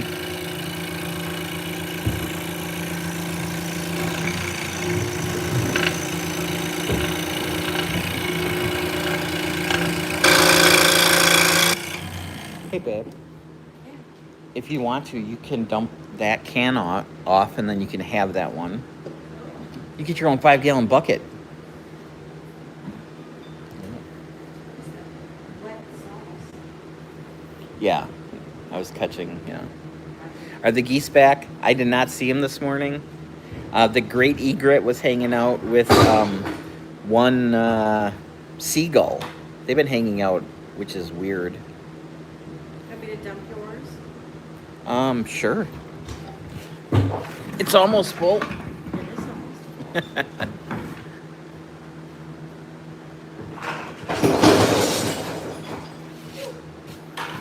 You know, I know that there's a lot of AI stuff out there where, oh yeah, you can automatically, green screen stuff and pull stuff out. What's the thicker you could cut with it? You could cut, you could cut a 2-inch piece of wood, which I would never do. I've cut 2x4s on it. You need a much thicker blade, so 1.5 inches. I try to keep it under 1 inch.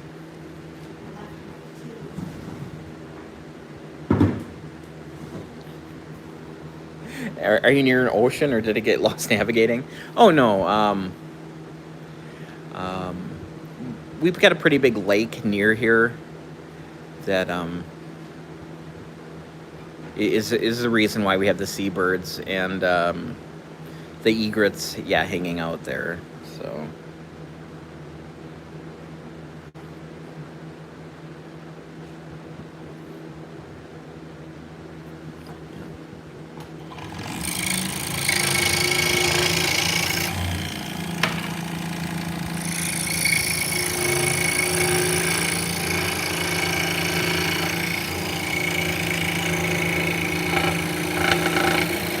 Give me 1 second here.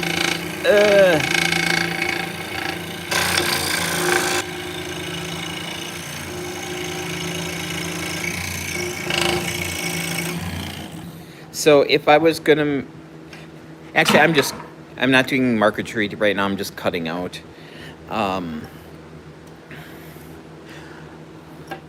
If you're gonna be, selling, thousands of the same thing, then it makes sense to take your picture, edit it, change the background, make it as perfect as you can.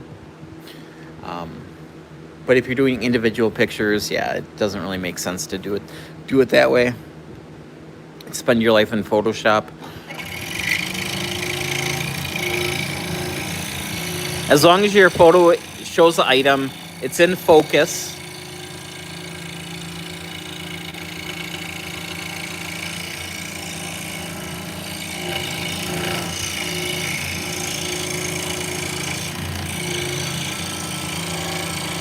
You're halfway there.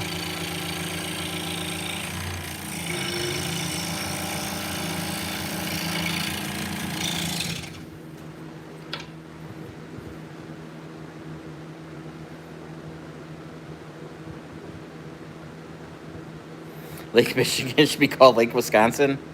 Uh, I'm perfectly fine with it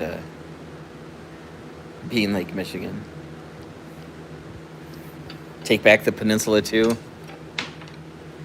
Yes, we need former copper mines.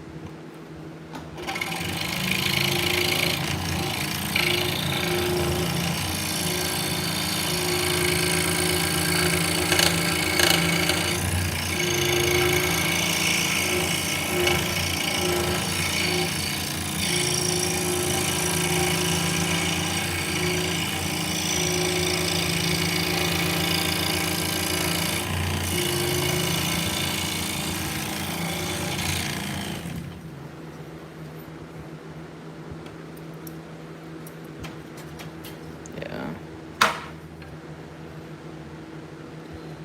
Do they all have on and off pedal? They don't come with on and off pedal. I added that. I prefer using a foot pedal. When I originally started using foot pedals, it was because the on and off switches were wearing out on me constantly, and I just got used to it. You know, lets you have both your hands on the work when you start the machine, which comes in handy.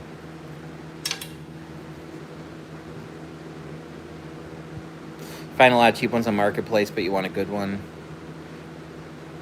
Yeah, definitely. You know, avoid the. This is a double parallel arm saw, so I would avoid, you know, single parallel arm saws. Yeah, you're gonna want something that takes plain end blades. You know, you start looking at like the inexpensive, like the $100 Wens, and they only take pinned end blades, and that really kind of limits what you can make with it. Yeah. Nah, then it would be Lake Trump. How do you add it? You just plug the saw into the foot pedal and then the foot pedal into the wall. How long have I been doing this? I've been cutting since 1987. I've been making spindles full-time since 2013. I was selling signs. I made a lot of like wooden signs, like this kind of stuff. Not necessarily love. I did a lot of FML and bacon and some very off-color things. I started that in like 2008 on Etsy. Yeah. Yeah, scroll saws are very, very safe. I started when I was 12. I started my kids out when they were 11 and 12. Yeah.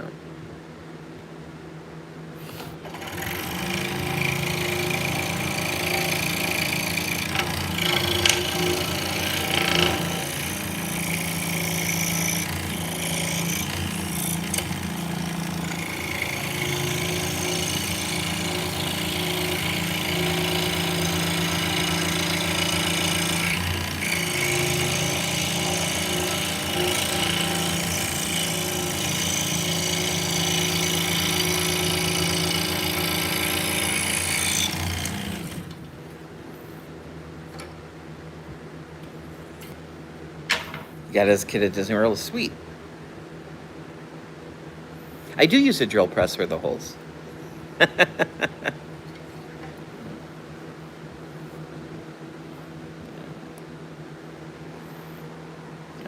So this little drill press is for putting just the holes in the top. To do the big holes, we got a Viking over there. So that's how we drill these holes. So the big one is very precise. The one that I drill the holes on, not so much, but it works.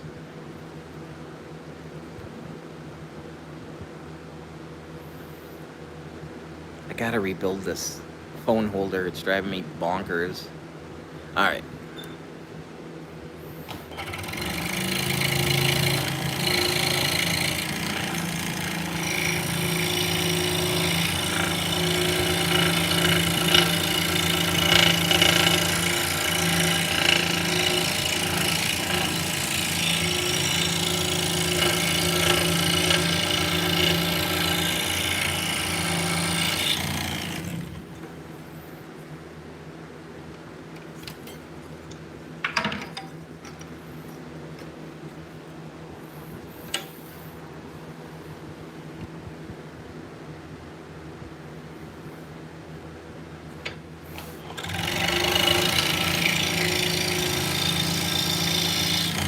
Yeah, these entry holes can be anywhere for this.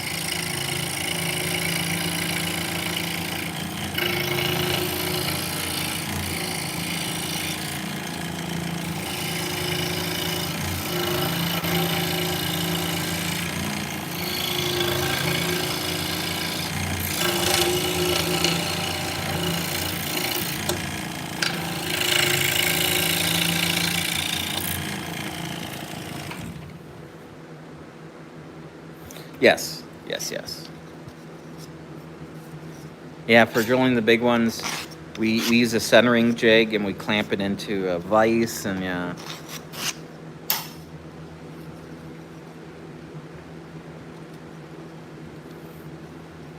Yeah, definitely not eyeballing those.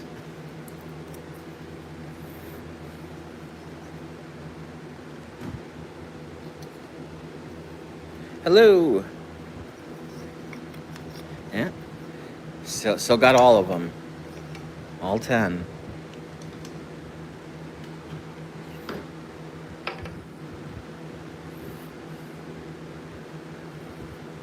This hole? Yeah, that's not freehand.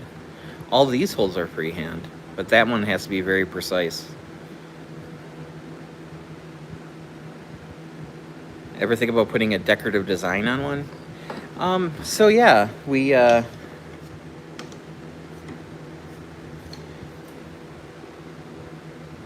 many years working with the saw and stuff? I've been using scroll saw since 1987. So yeah, like we cut out llamas and stuff, and I do laser engraving on the tops of some, and on the sides. So yeah, like I said, I've been doing this full time for like 13 years. So yeah. I have other ones that have things laser engraved on the top and the sides, and yeah.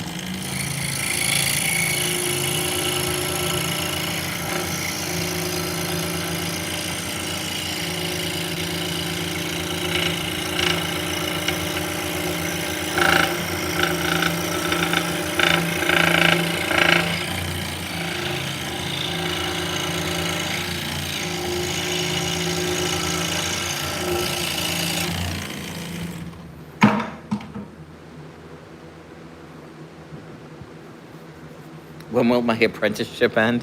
I don't think ever. Let's not pretend like Vicky's not the boss.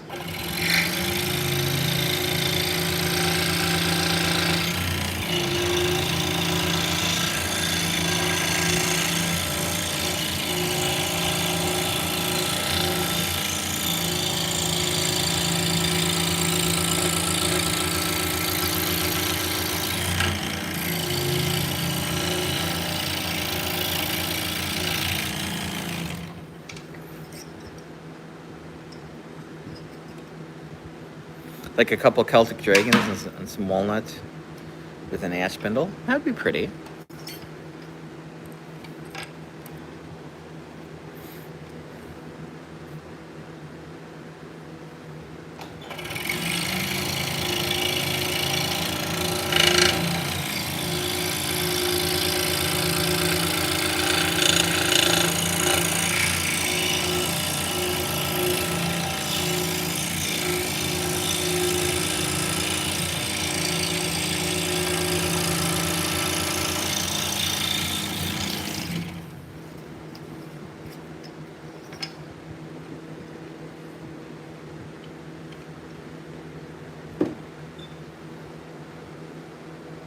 cats? You have cats.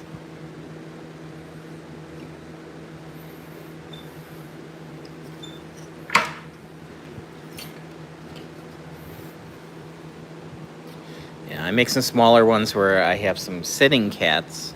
I don't think I have any made. Or they're laser engraved in there.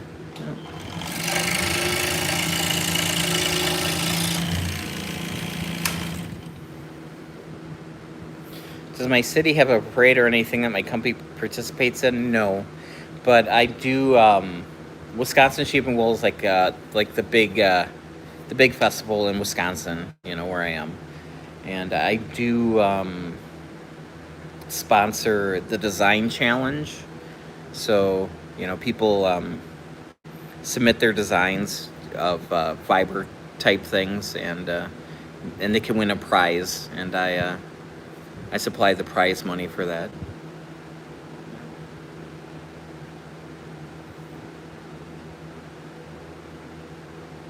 Yeah, the nice thing about spinning is there's no counting, there's no real paying attention. Yes, one of the cat spindles, that the wood was bad, so that one didn't turn out.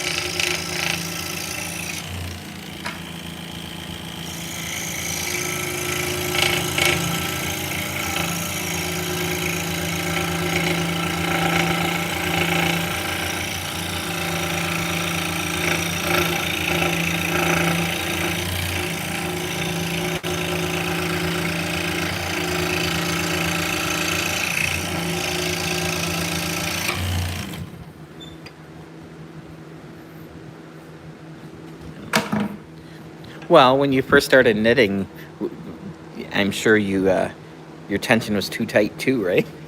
I know mine was.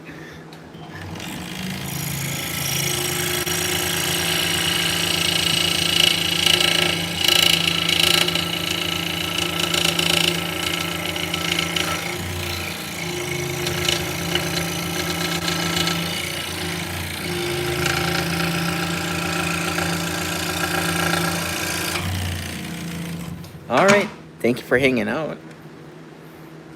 Yeah, hope to see you again.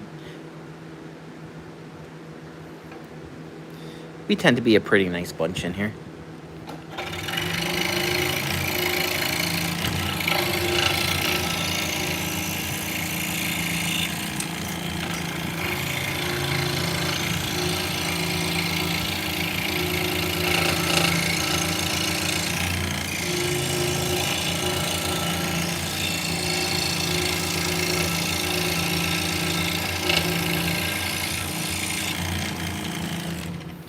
I tried to be Bob Ross meets Mr. Rogers with Monty Python. I think that pretty much sums up where I want to be.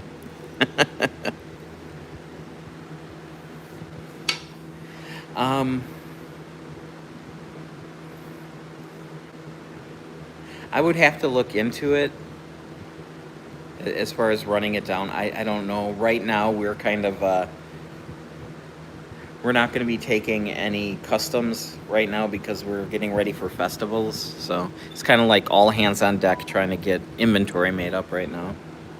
But when things slow down, we can look into that. So yeah, I'm turning the saw on and off with a foot pedal, but it's not like a sewing machine. I can't adjust the speed of the saw with the foot pedal. There's a knob on top to adjust the speed. So the foot pedal I have on right now, I click it once, it'll turn it on, and then I'll click it again to shut it off. And then the other style is a dead man, where you put more like a sewing machine, where you put your foot on, it turns on, take your foot off, it turns off. Do I make spindles without a cutout design? Absolutely.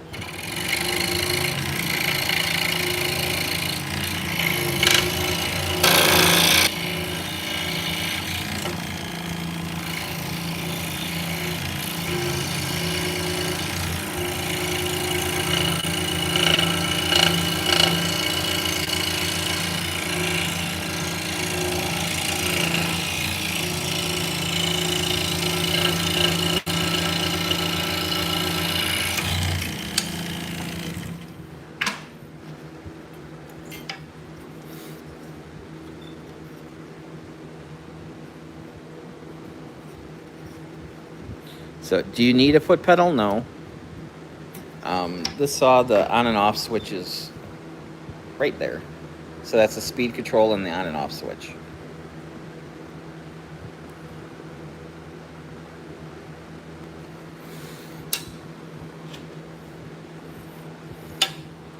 Yep. So the ones we're making today, we're pretty much done as far as the Turkish spindles go with the ones for Wisconsin sheep and wool. Now we're making them for Lambstown, which is in California. So we're working on the ones for California now.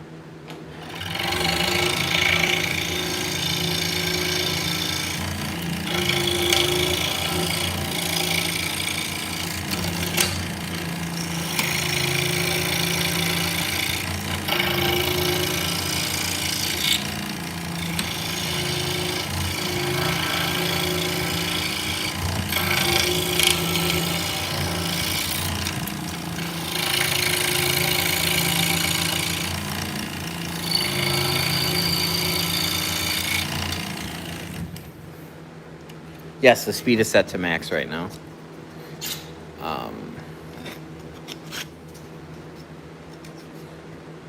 But yeah, it is variable speed. You can slow it way down.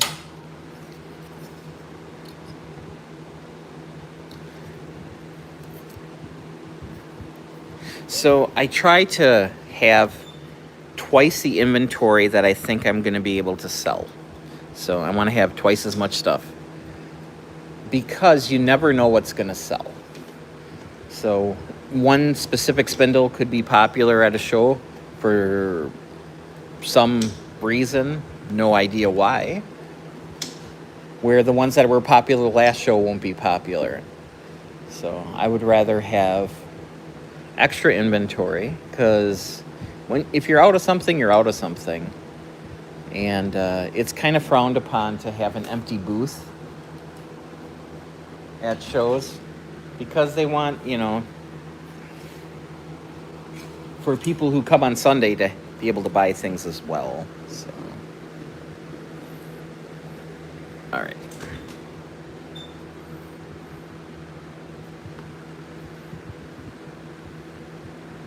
Hey Kay, how's it going? Welcome in. Llamas in the show? There might be a couple llamas. Wisconsin Sheep and Wool tends to be a lot of sheep. But yeah, they do sheep judging, so people show their sheep. And they do dog trials too, so early bird and all that, yeah. They do the dog trials, so the dogs will go herd the sheep, run them around. There's a bunch of fun stuff. So Wisconsin, they have birthing pens. So usually it's right around lambing. So they'll bring some very pregnant sheep, and they tend to have the babies right there at the show. Where are the sheep spindles? She hasn't laid them out yet, but they will be coming.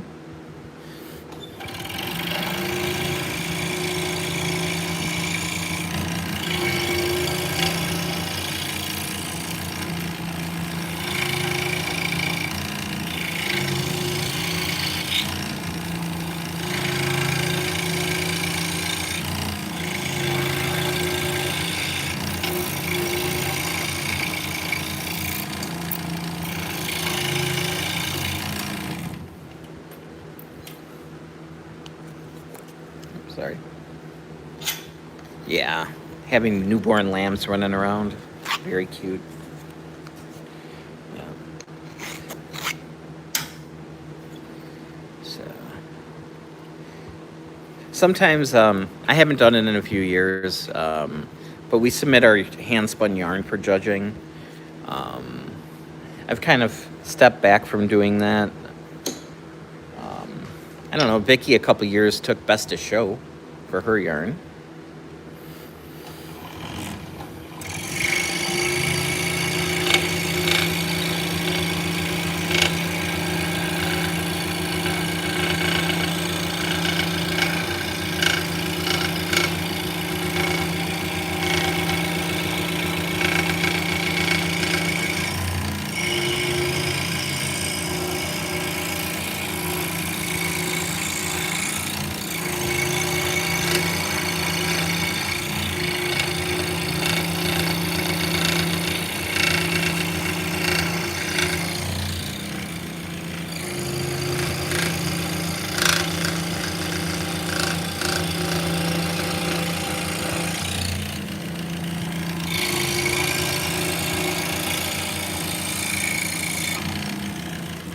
So this is hard maple. So yeah, we're getting a nice finish off the saw. I know I keep saying that, but you know, if I would cut this out on the bandsaw, it would be rough, and then you'd have to spend a lot more time sanding.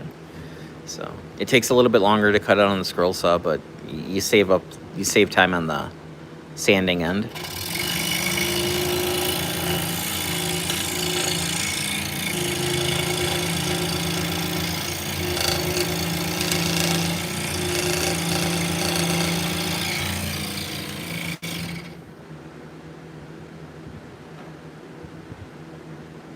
And there you go.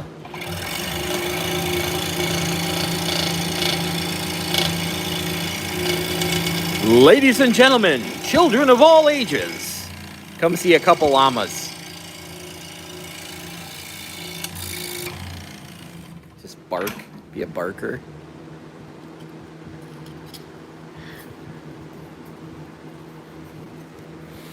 So, yeah, these shows have a lot of stuff going on, a lot of classes and fun stuff for the kids. And it's always like, I never get to enjoy the show because I'm working, you know. So, you know, usually we'll try to check out the show, you know, Sunday morning is kind of when you can sneak away. You know, Saturday, run, get food, come back, stay at the booth.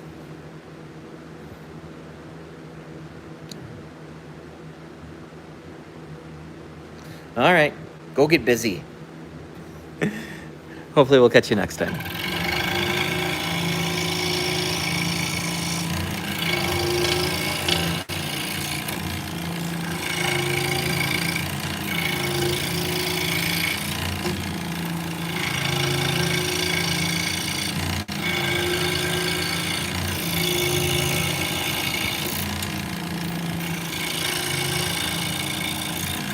Air conditioner? Absolutely. How hot is it in here? It's like 78. It's 78. Yeah. It was 77 when I got here, and I opened up all the windows and everything, and couldn't bring the heat down. It's been a warm It's been a warm winter. No, it's been a warm summer this year. I mean, it's not bad. I've worked I was in factories for almost 20 years, and we never had air conditioning in any of those buildings either. You know, the nice part about like what I'm doing now is I'm sitting down, and I've got a fan on me, so we're doing pretty good.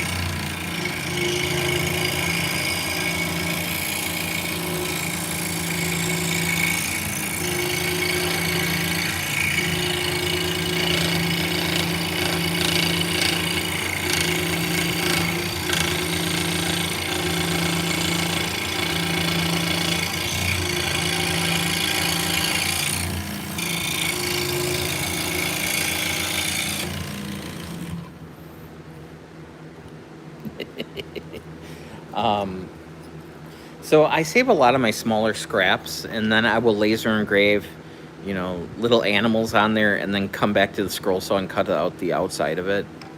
So, something that, is like a buck, something for little kids to run away with.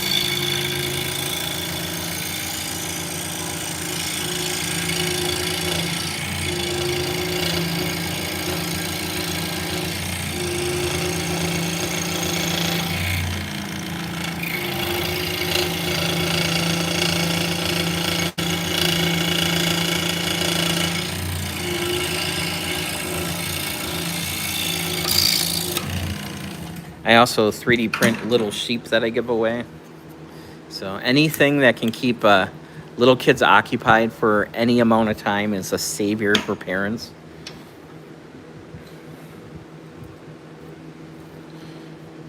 When you get a little kid in your booth and, they're playing with $100 items that, they could destroy.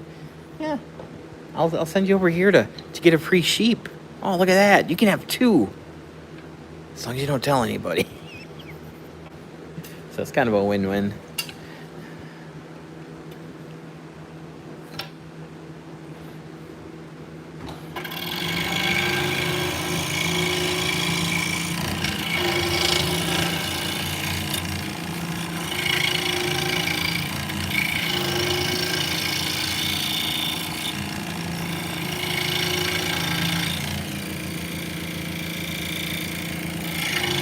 Yes, they have to be old enough where don't put this in your mouth.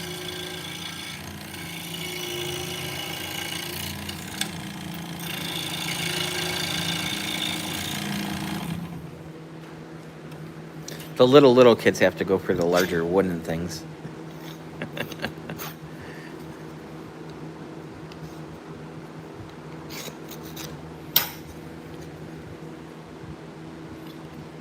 These are not food. Don't put them in your mouth.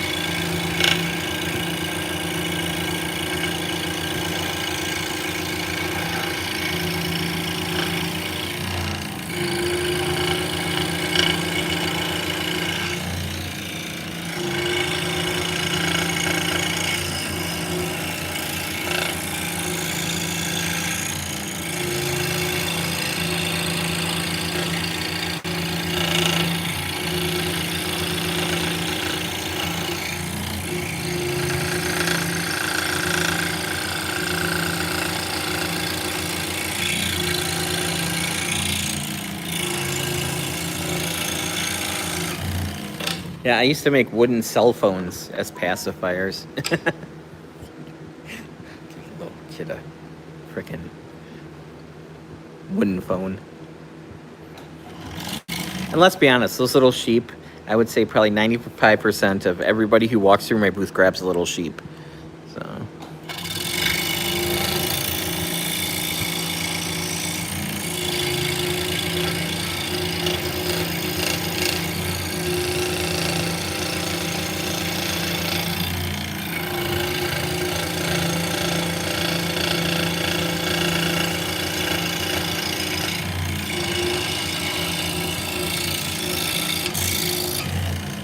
And every package I send out comes with a little sheep.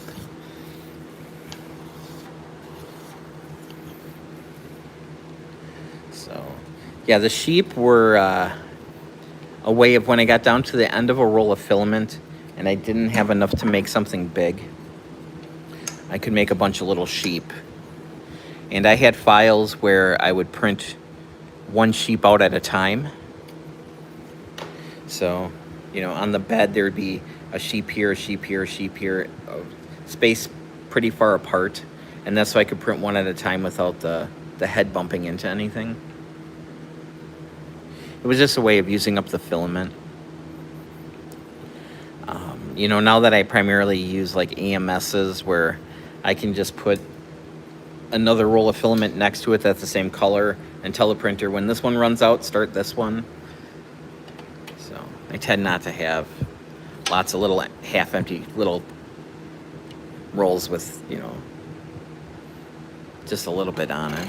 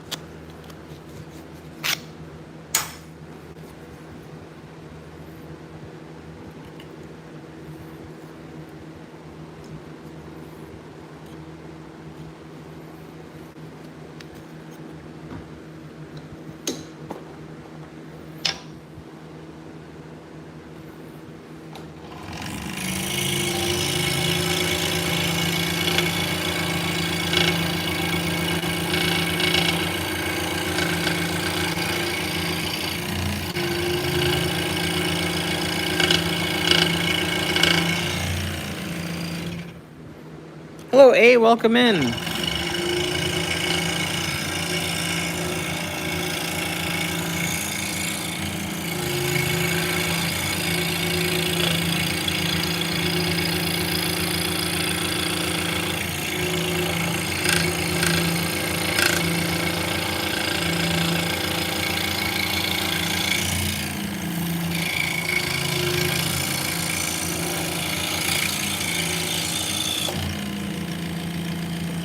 So we're cutting hard maple right now, and we are making drop spindles.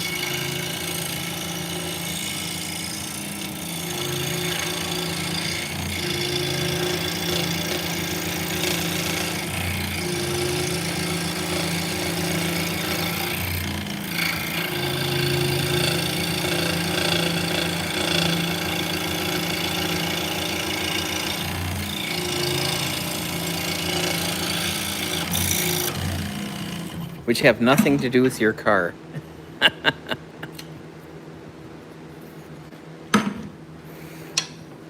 I am from Wisconsin. That's why I have such a Midwestern accent.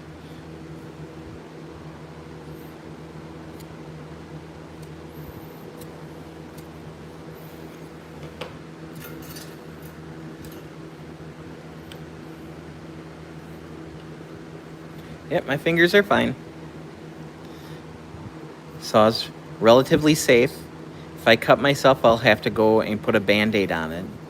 I'm not going to cut anything off with the saw. Superior, I'm in Fond du Lac, so kind of more towards slightly under the middle of Wisconsin.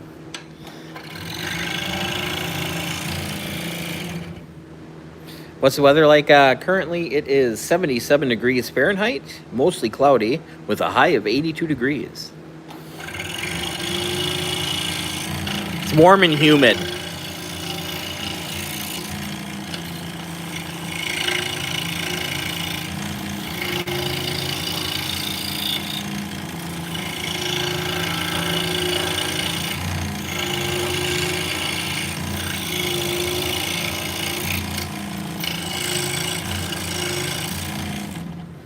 When I walked to work, it was probably 62, 63 degrees. So I did have a sweatshirt on when I walked to work today. But yeah, we're going to be in the 80s and 90s at least for the next 2 weeks.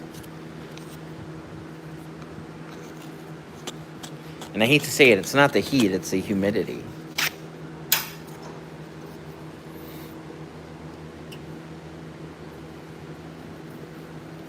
Weather sucks here in Houston. Yeah, I bet. I used to do a show in Fort Worth. And yeah, ugh.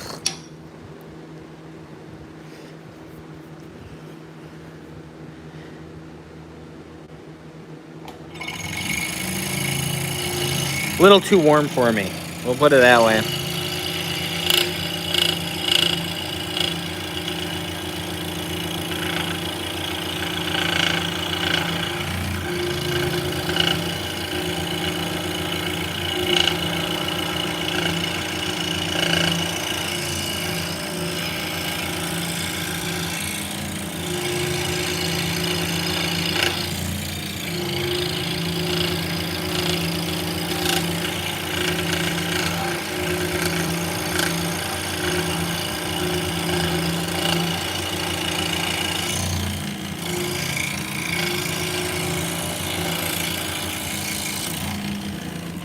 Yeah, we were considering moving south, not south,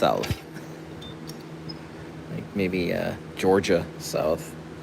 Try to get away from most of the winters here, but we kind of fell into the shop here, so it's easier to do nothing than it is something. So, yeah. Hey, thank you so much for the sub. Much appreciated.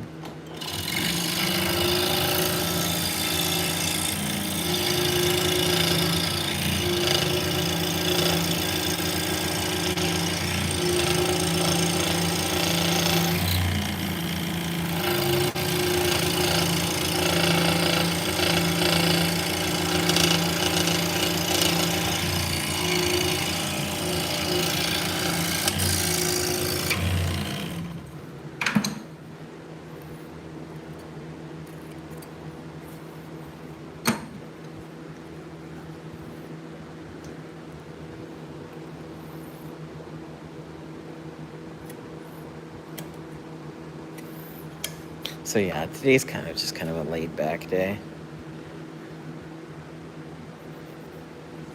Probably gonna stream probably only for about, I don't know, another 10 or 20 minutes. I need to go get the CNC machine running and the laser engraver running, so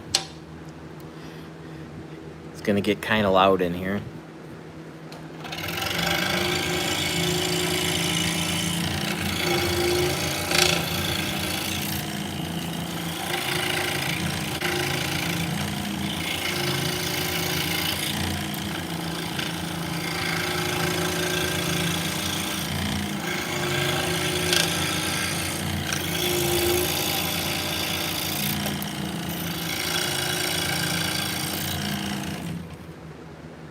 What's for lunch today? Vicky made a soup.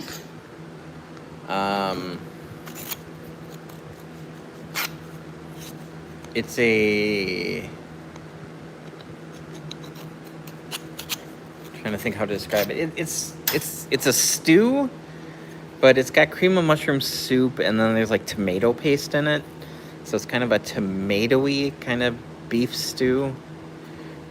It's actually pretty good. So, hello, welcome in. Soup in the summer? Soup's good year round. So I think hopefully tomorrow we're gonna run and pick up some tomatoes and peppers and stuff. I want to make gazpacho. I've never had gazpacho before, so we'll do a nice cool soup.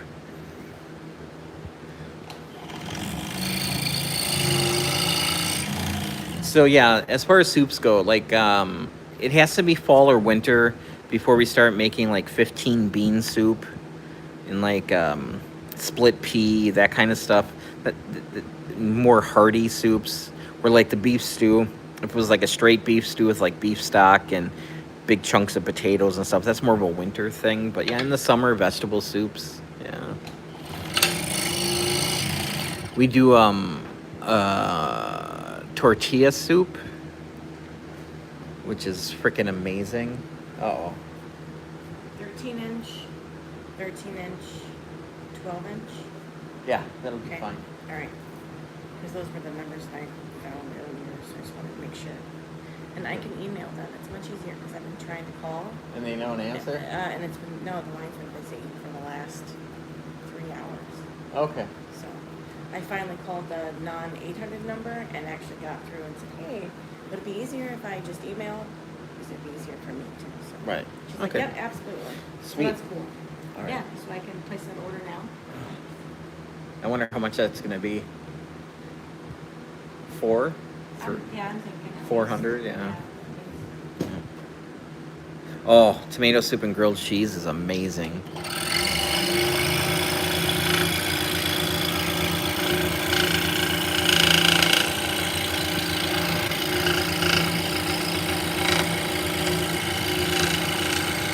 When I was younger, in my 20s, 30s, yeah, I would make a can of tomato soup with milk, and then I would make 4 grilled cheese sandwiches because that's how many would fit in the square pan.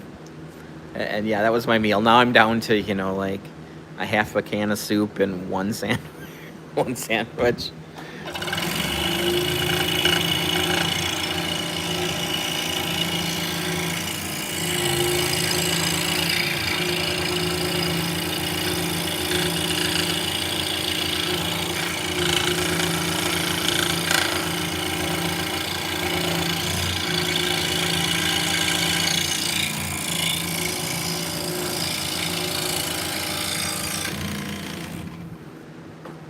Yeah, so we do a lot of soups in the pressure cooker. We've got a couple Instant Pots. And yeah, back a few years ago, when my mom was still with us,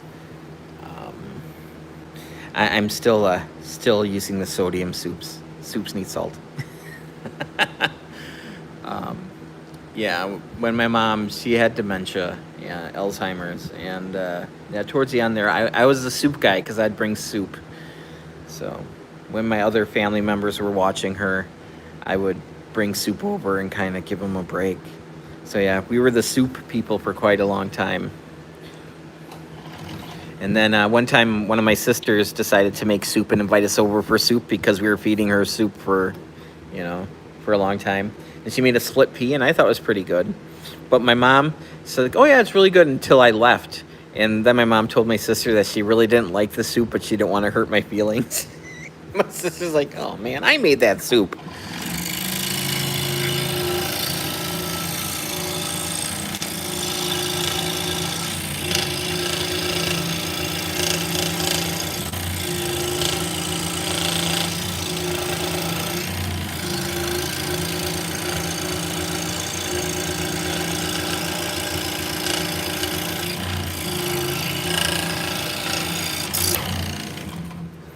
But yeah, it's just the Instant Pot is just great for like beans and lentils, and you don't have to pre-soak, and you just throw them in. Yes, and then I was forbidden from making 15 bean soup for my mom after my brother had to put up with her her body processing the 15 bean soup.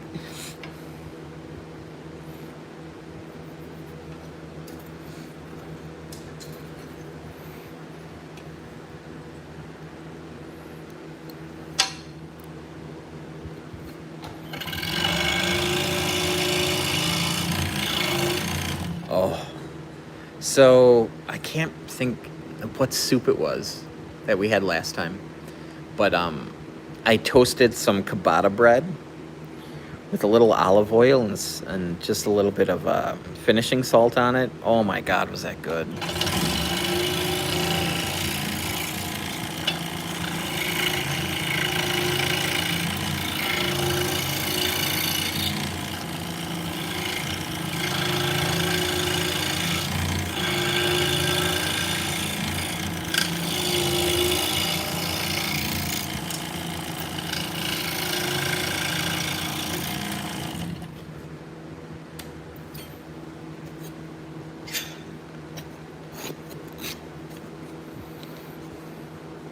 Yeah, so I've been intentionally trying to back off the red meat.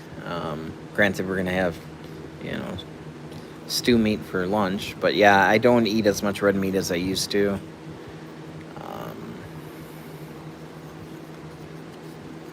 Portion control is the biggest thing.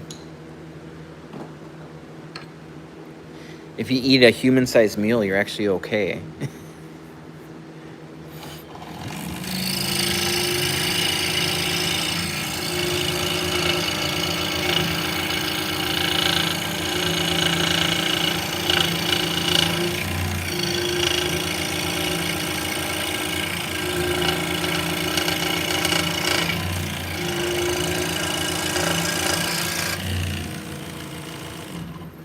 Oh, corned beef hash is awesome.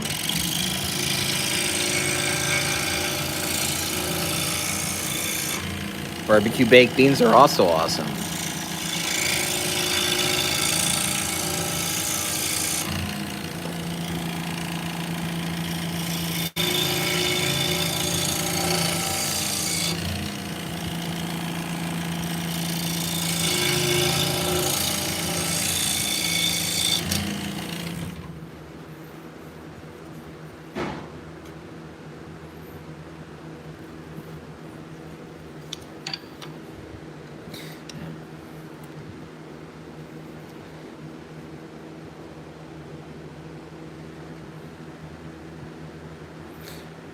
So, Zanny, you switch to lean pork when you're eating meat. Otherwise, lentils and beans are amazing.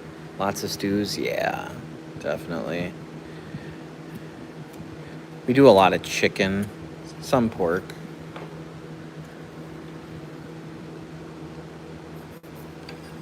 I've been doing a bunch of tofu lately.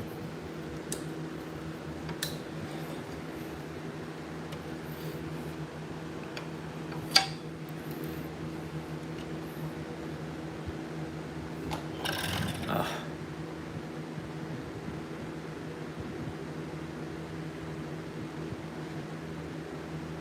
And yeah, a lot of hummus. So Vicky actually made a dessert last night. It was like an ice cream, and it had a chickpea base to it, and vanilla and like what dates, and then there was dates in there, and the dates, brought out the sweetness, and then she put some chocolate chips in it. It was almost like a cookie dough. It was really good. Yeah, I had lots of issues with tofu, not liking tofu when I was younger. But then again, my mother-in-law was a vegan, so yeah, that didn't help much.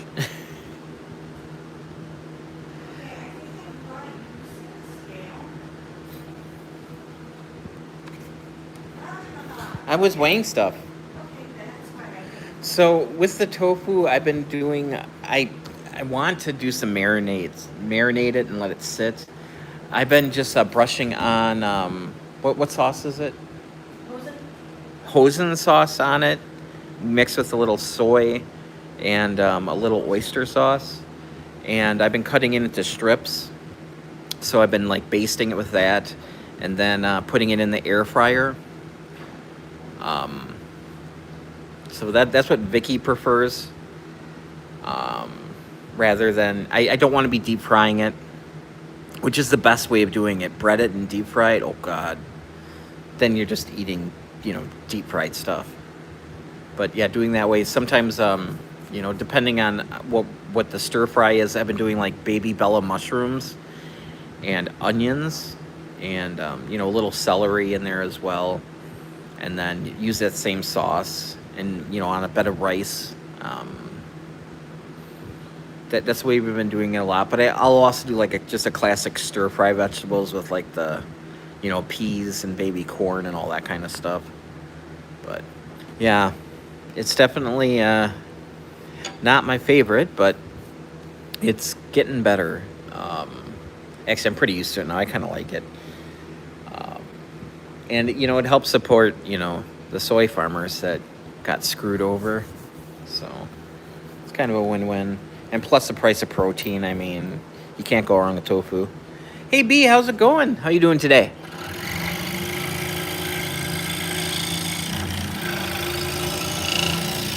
I'm actively stalling because I don't want to get the big machines running.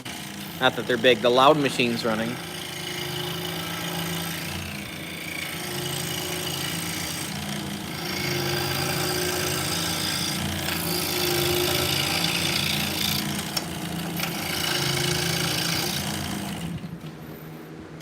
Going good, can't complain, man.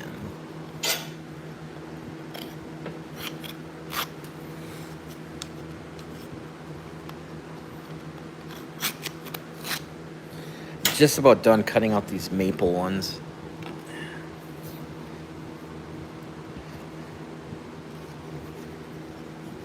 I love spinning with the maple. I love the weight of the maple and the way it finishes. But I would much sooner cut cherry. Aw, I found more. Dang it. I'm not almost done. I got like 5 more.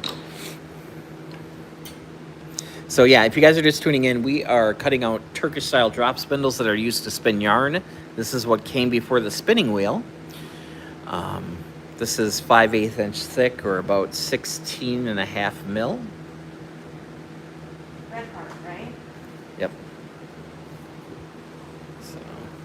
So Vicky is currently, I gotta fix that. That's gonna be my goal. So yeah, that's Red Heart. Yeah. So this is a Tibetan spindle. Yeah, Red Heart.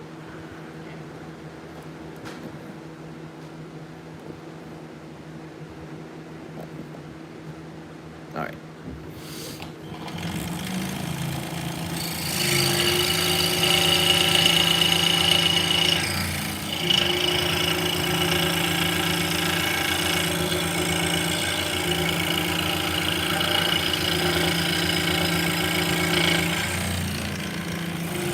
Oh yeah, those colors are gorgeous. Yep. So those are Tibetan. That's a supported spindle. And the shaft is made out of Dymilux, which is a almost like a plywood, where they take birch and they dye it and then they laminate it together. Except for, unlike plywood, all the laminations are facing in the same direction.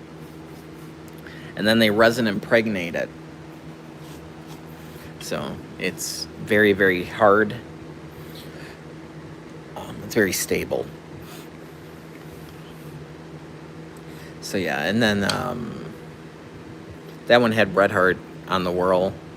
So yeah, I just started really getting into those in the last few weeks as far as using those types of materials. Currently, I'm introducing them at $50 a piece, which seems like a lot of money. But most of the other spindle makers that are using those materials, they start out at $100. So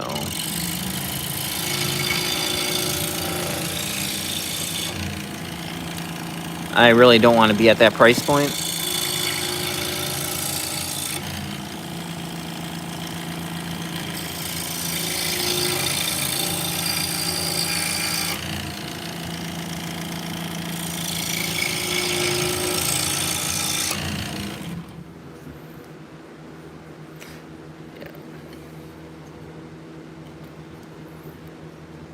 Yeah, so we're doing Red Heart, and I had some Purple Heart ones as well.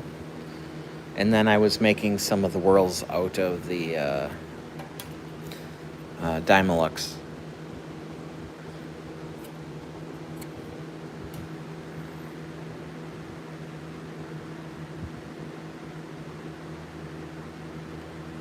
Yeah, so where do the colors come from? The dyed laminate wood or colored resin? I believe it's a clear resin. They dye the laminates before they glue them together.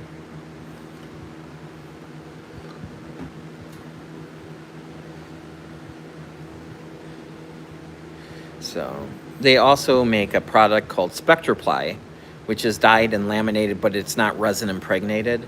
I've been using that stuff for forever. It's just not as strong.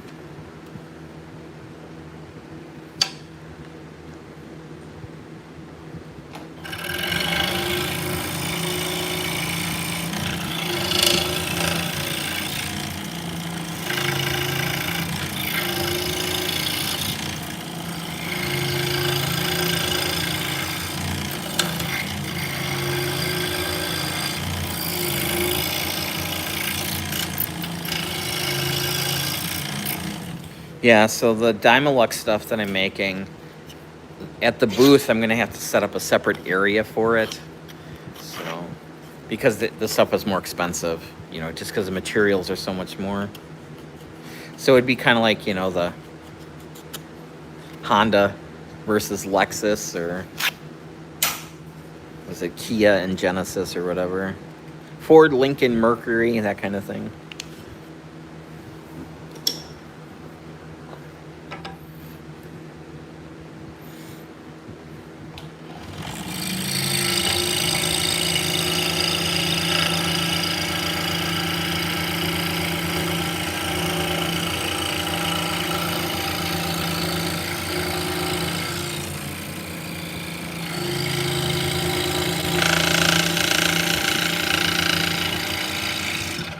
I have not done any more segmented bowls.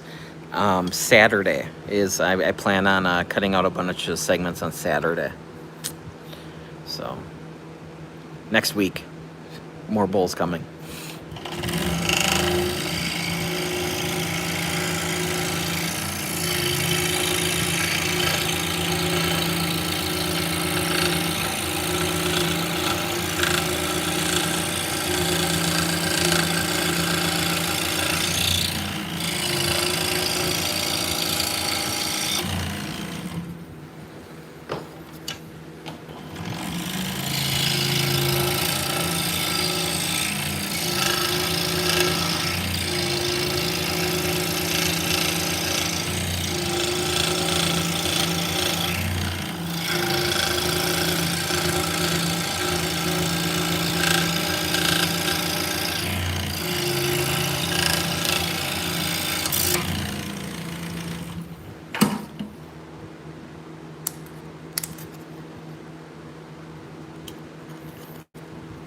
So yeah, I plan on probably doing like between 4 and 6 bowls worth of pieces. So probably gonna be maple, walnut, and cherry again. I don't want to get too fancy just quite yet.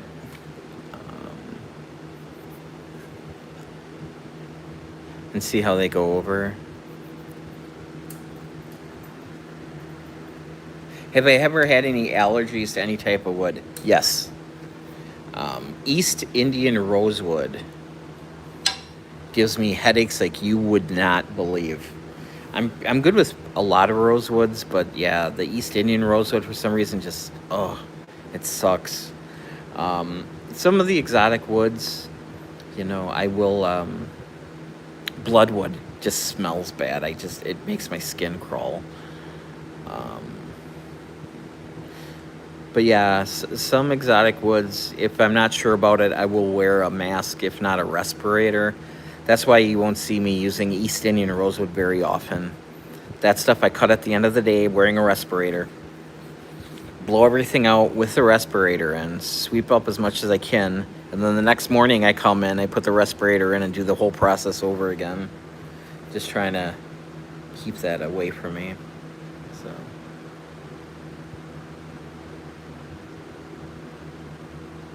Hey, how's it going? Welcome in.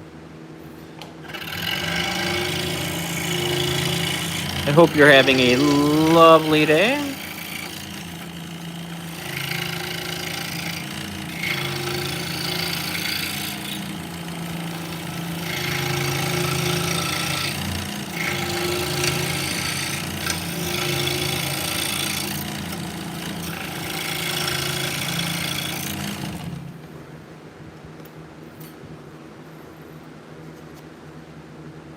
Hey, Shade, welcome in.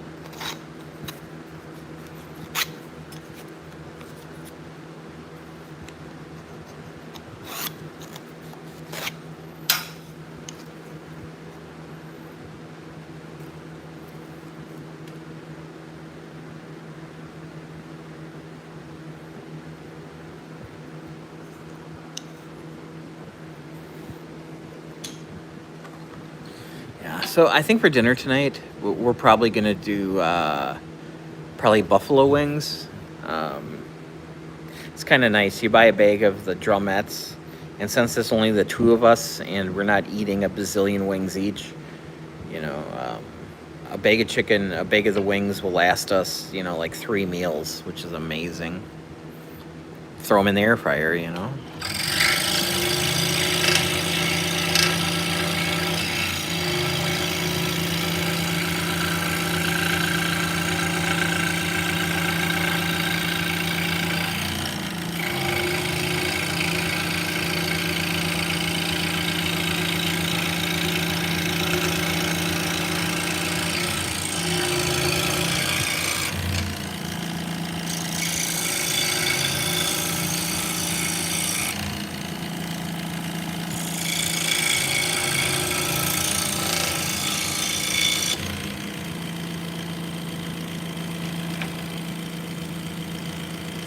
Make a moonshine distiller.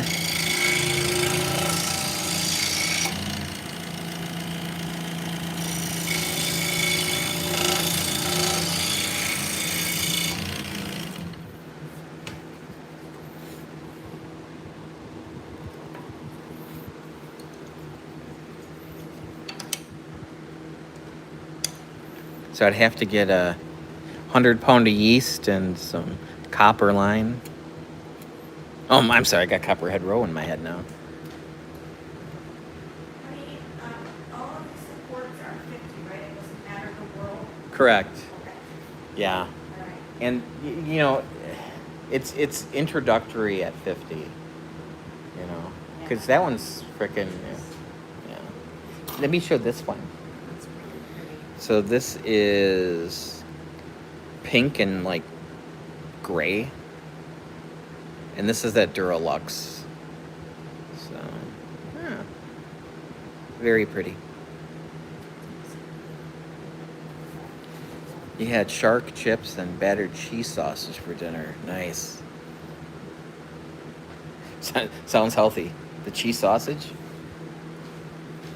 I've never had shark.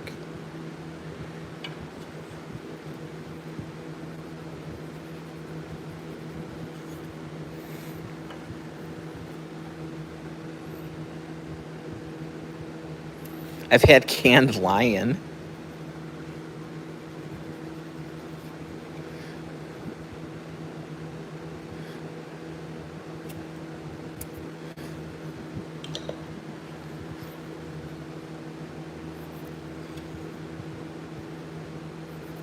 Granted, I'm landlocked in the Midwest. Not a lot of sharks.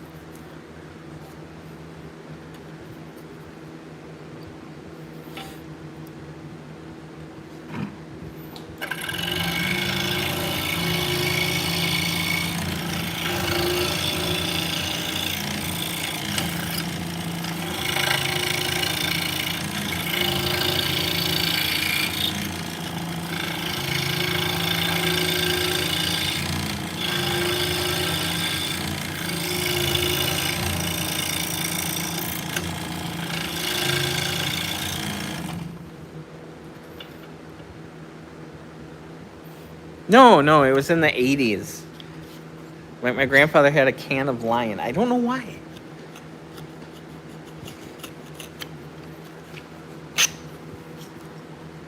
I mean, you can buy a canned cheeseburger, for Pete's sake.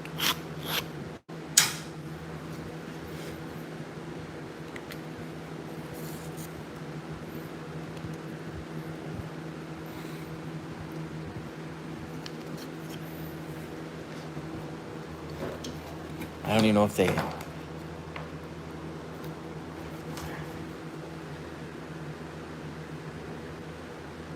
Yeah, we're a lion.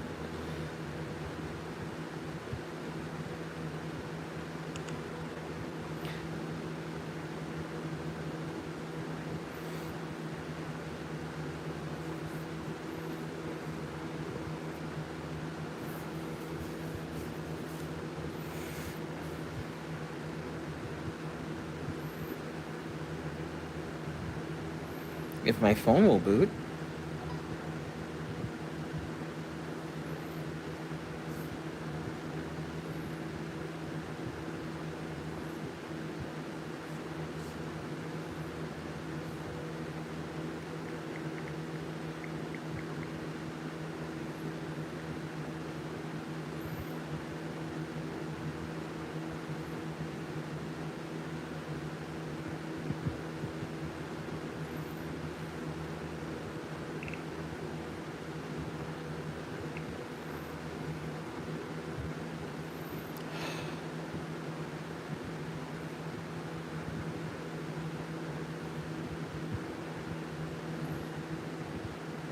Eventually, this phone will work.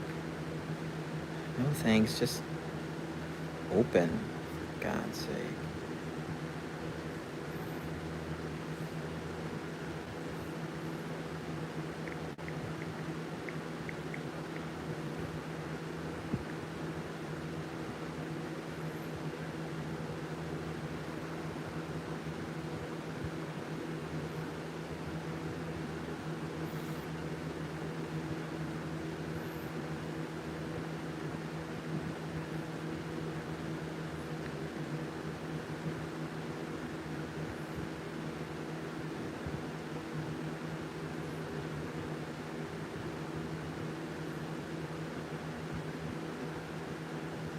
Yeah, who knows?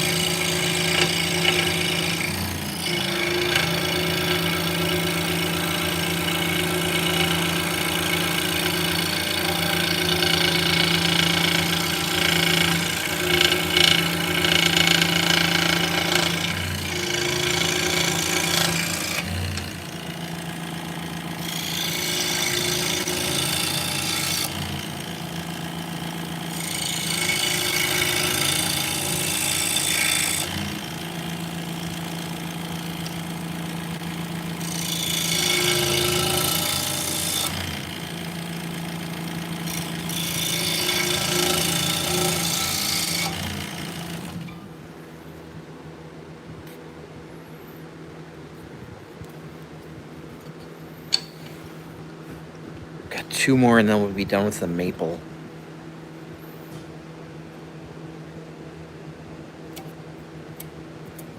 I don't know about you, but it's pretty exciting to me.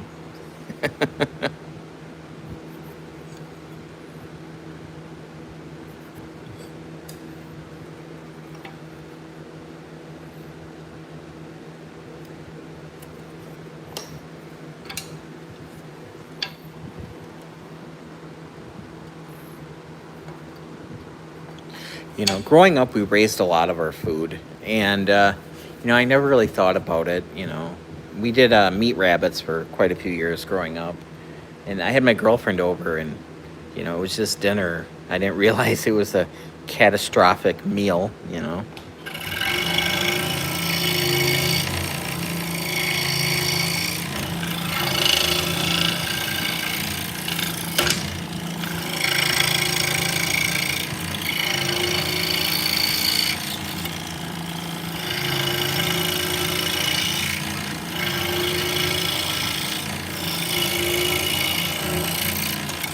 It never even crossed my mind.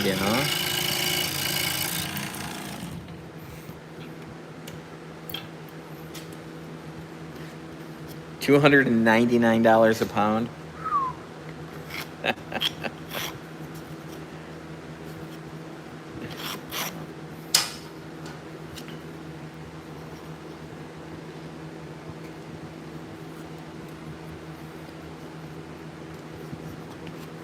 Yeah, I'll pass on that.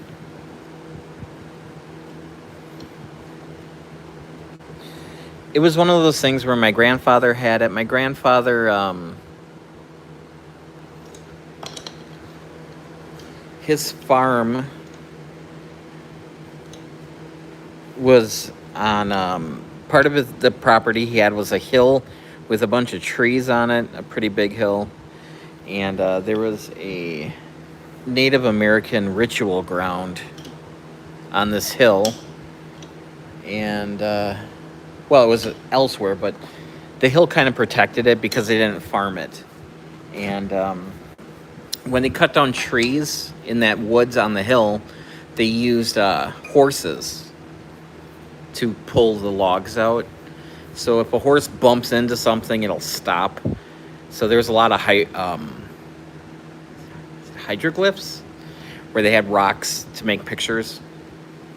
And so them cutting down trees really didn't disturb all of that. But yeah, he'd have people from all over the world come and look at it. So I think that's how he ended up with the can of lion meat. Yeah.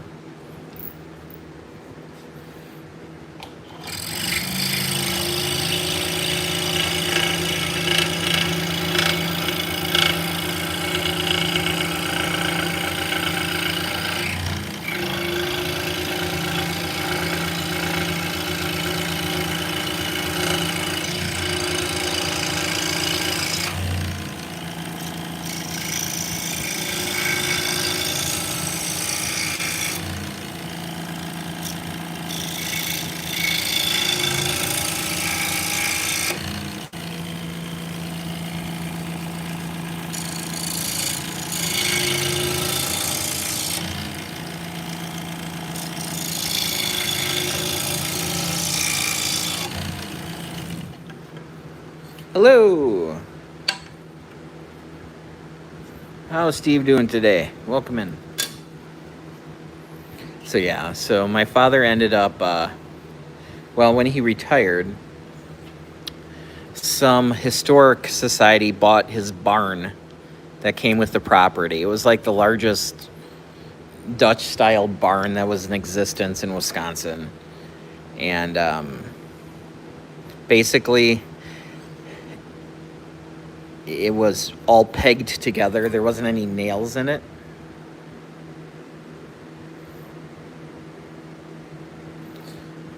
So they were able to knock the top pins out and dismantle the barn. Well, he was tickled pink because they paid him, I think, $15,000 for this barn, and then they reassembled it in a historical village kind of thing. Anyways, he got 15 grand for that, and that's more than he paid for the whole farm when he bought it. ExoticMeatMarket.com. I will definitely check that out. But yeah. So they had some archaeologists get involved that were part of the state. And then the state was kind of hinting around that they wanted him to donate the land to them. And then they would probably turn it into a park. And my grandfather decided he would rather... and basically they said, if you don't, give it to us, we're going to take it from you. So he sold it to... he wanted to get it back into the Native Americans' hands. So that's what he did. It was kind of... It wasn't... It was a very old site, so it wasn't tied to one tribe. So multiple tribes came through. Let's cut.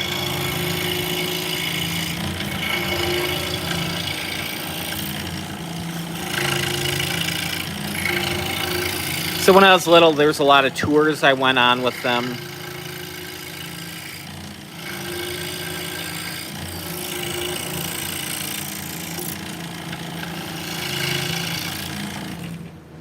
Yeah, it was very, yeah. Yeah, it was old. I don't remember how many thousands of years it went back, but it was, they had solstice lines laid out with rocks, and they were off X amount of degrees, which they were able to figure out how much it shifted over the time. But yeah, there's a lot of mounds, rocks laid out to make animals and stuff, yeah.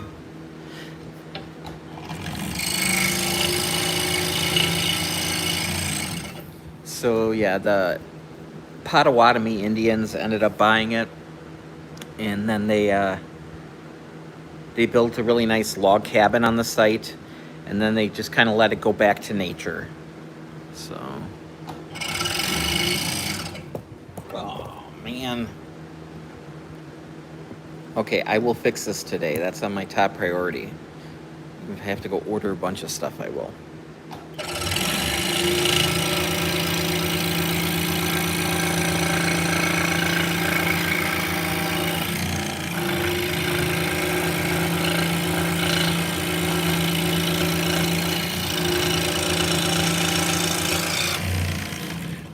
What I always thought was interesting is there was an older section and a newer section.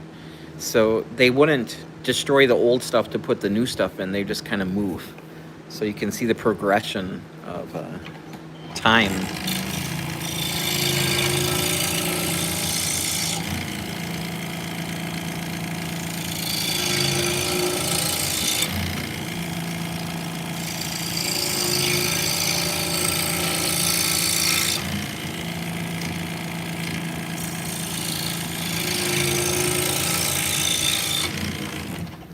So when we would take people out on tours, I was just a little kid, I was probably 10.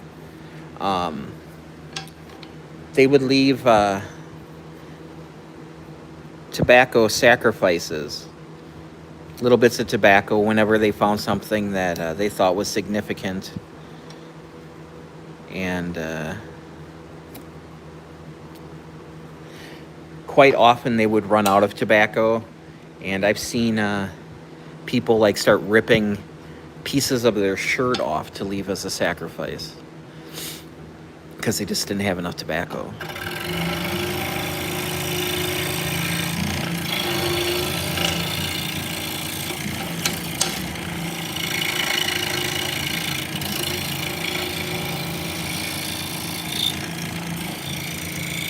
Yep. Offerings, not sacrifices. They weren't killing the tobacco. Yep.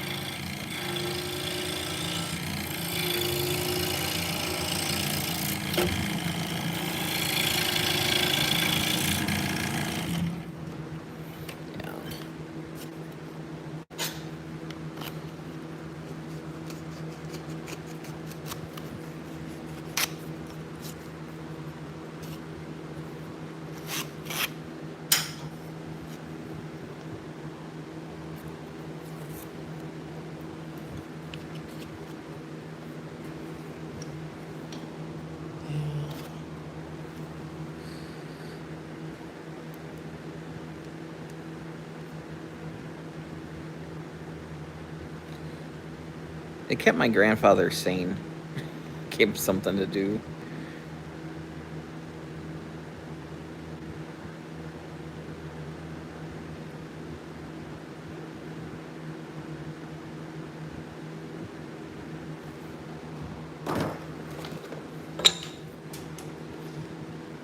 All right, I'm gonna cut this. Oh, my battery's dying.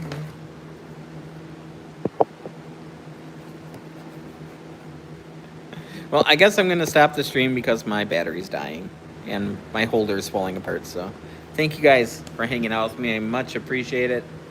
And yeah, hopefully I'll catch you guys next time. So, have a good day and just be nice. It's not that hard.